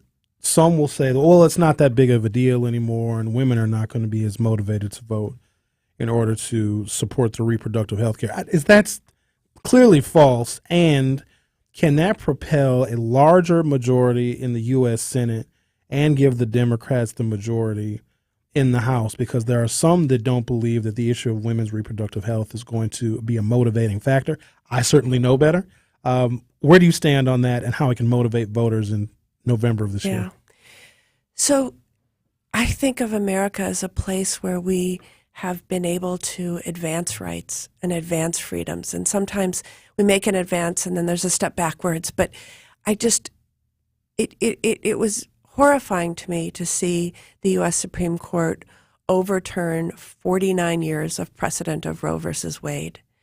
And if that weren't enough, and it certainly was horrifying, the case itself implies that they're coming after other rights, that they're coming after contraception access, and they're coming after same-sex marriage, and they're coming after, well, we saw in Alabama the Supreme Court taking action on, for a short period of time, shutting down access to in vitro fertilization so that people can, that people use to build their families. And so there's a lot of implications about where we are right now. This is a motivating factor for those who want to live in an America where we advance rights and we advance freedoms and not pull them away. And, I think that the idea that your rights and freedoms vary from state to state is un-American in many ways. That your reproductive freedom is different in Illinois than it is in Minnesota than it is in Wisconsin. Really? We can't let that go. So I am the lead author of a bill called the Women's Health Protection Act, which would codify Roe versus Wade at the federal level, but take the additional and necessary step of telling states like Wisconsin and Texas and Florida and all those others that you can't pass state laws that unduly burden the rights articulated in Roe versus Wade. I got to ask you this burning question because it seems to be all the rage lately. Is Joe Biden too old to be president? He has shown how great a president he is, and I'm going to quote my colleague, Congresswoman Gwen Moore. Wisconsin voters are results oriented, and we are seeing results, and we're going to continue to see results.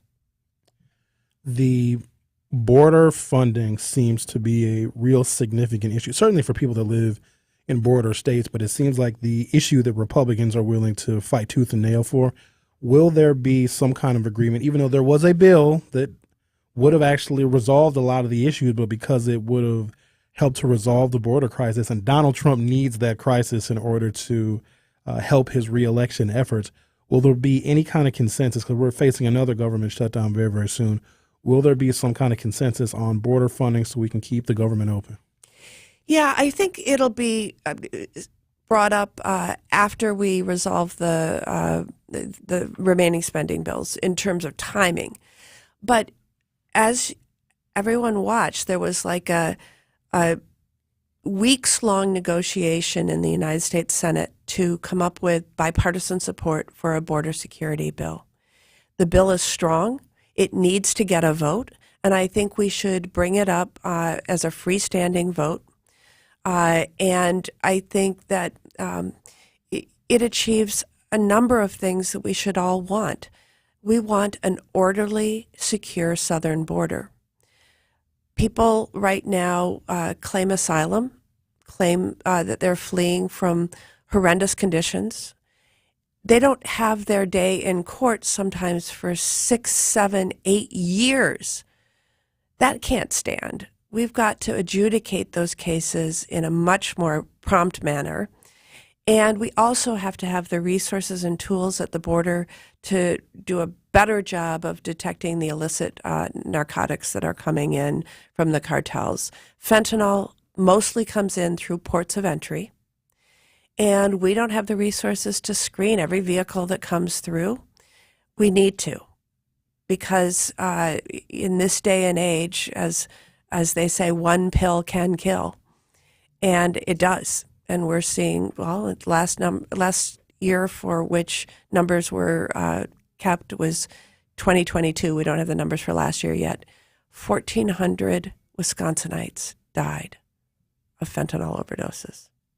Or opioid overdoses. Many of those were fentanyl.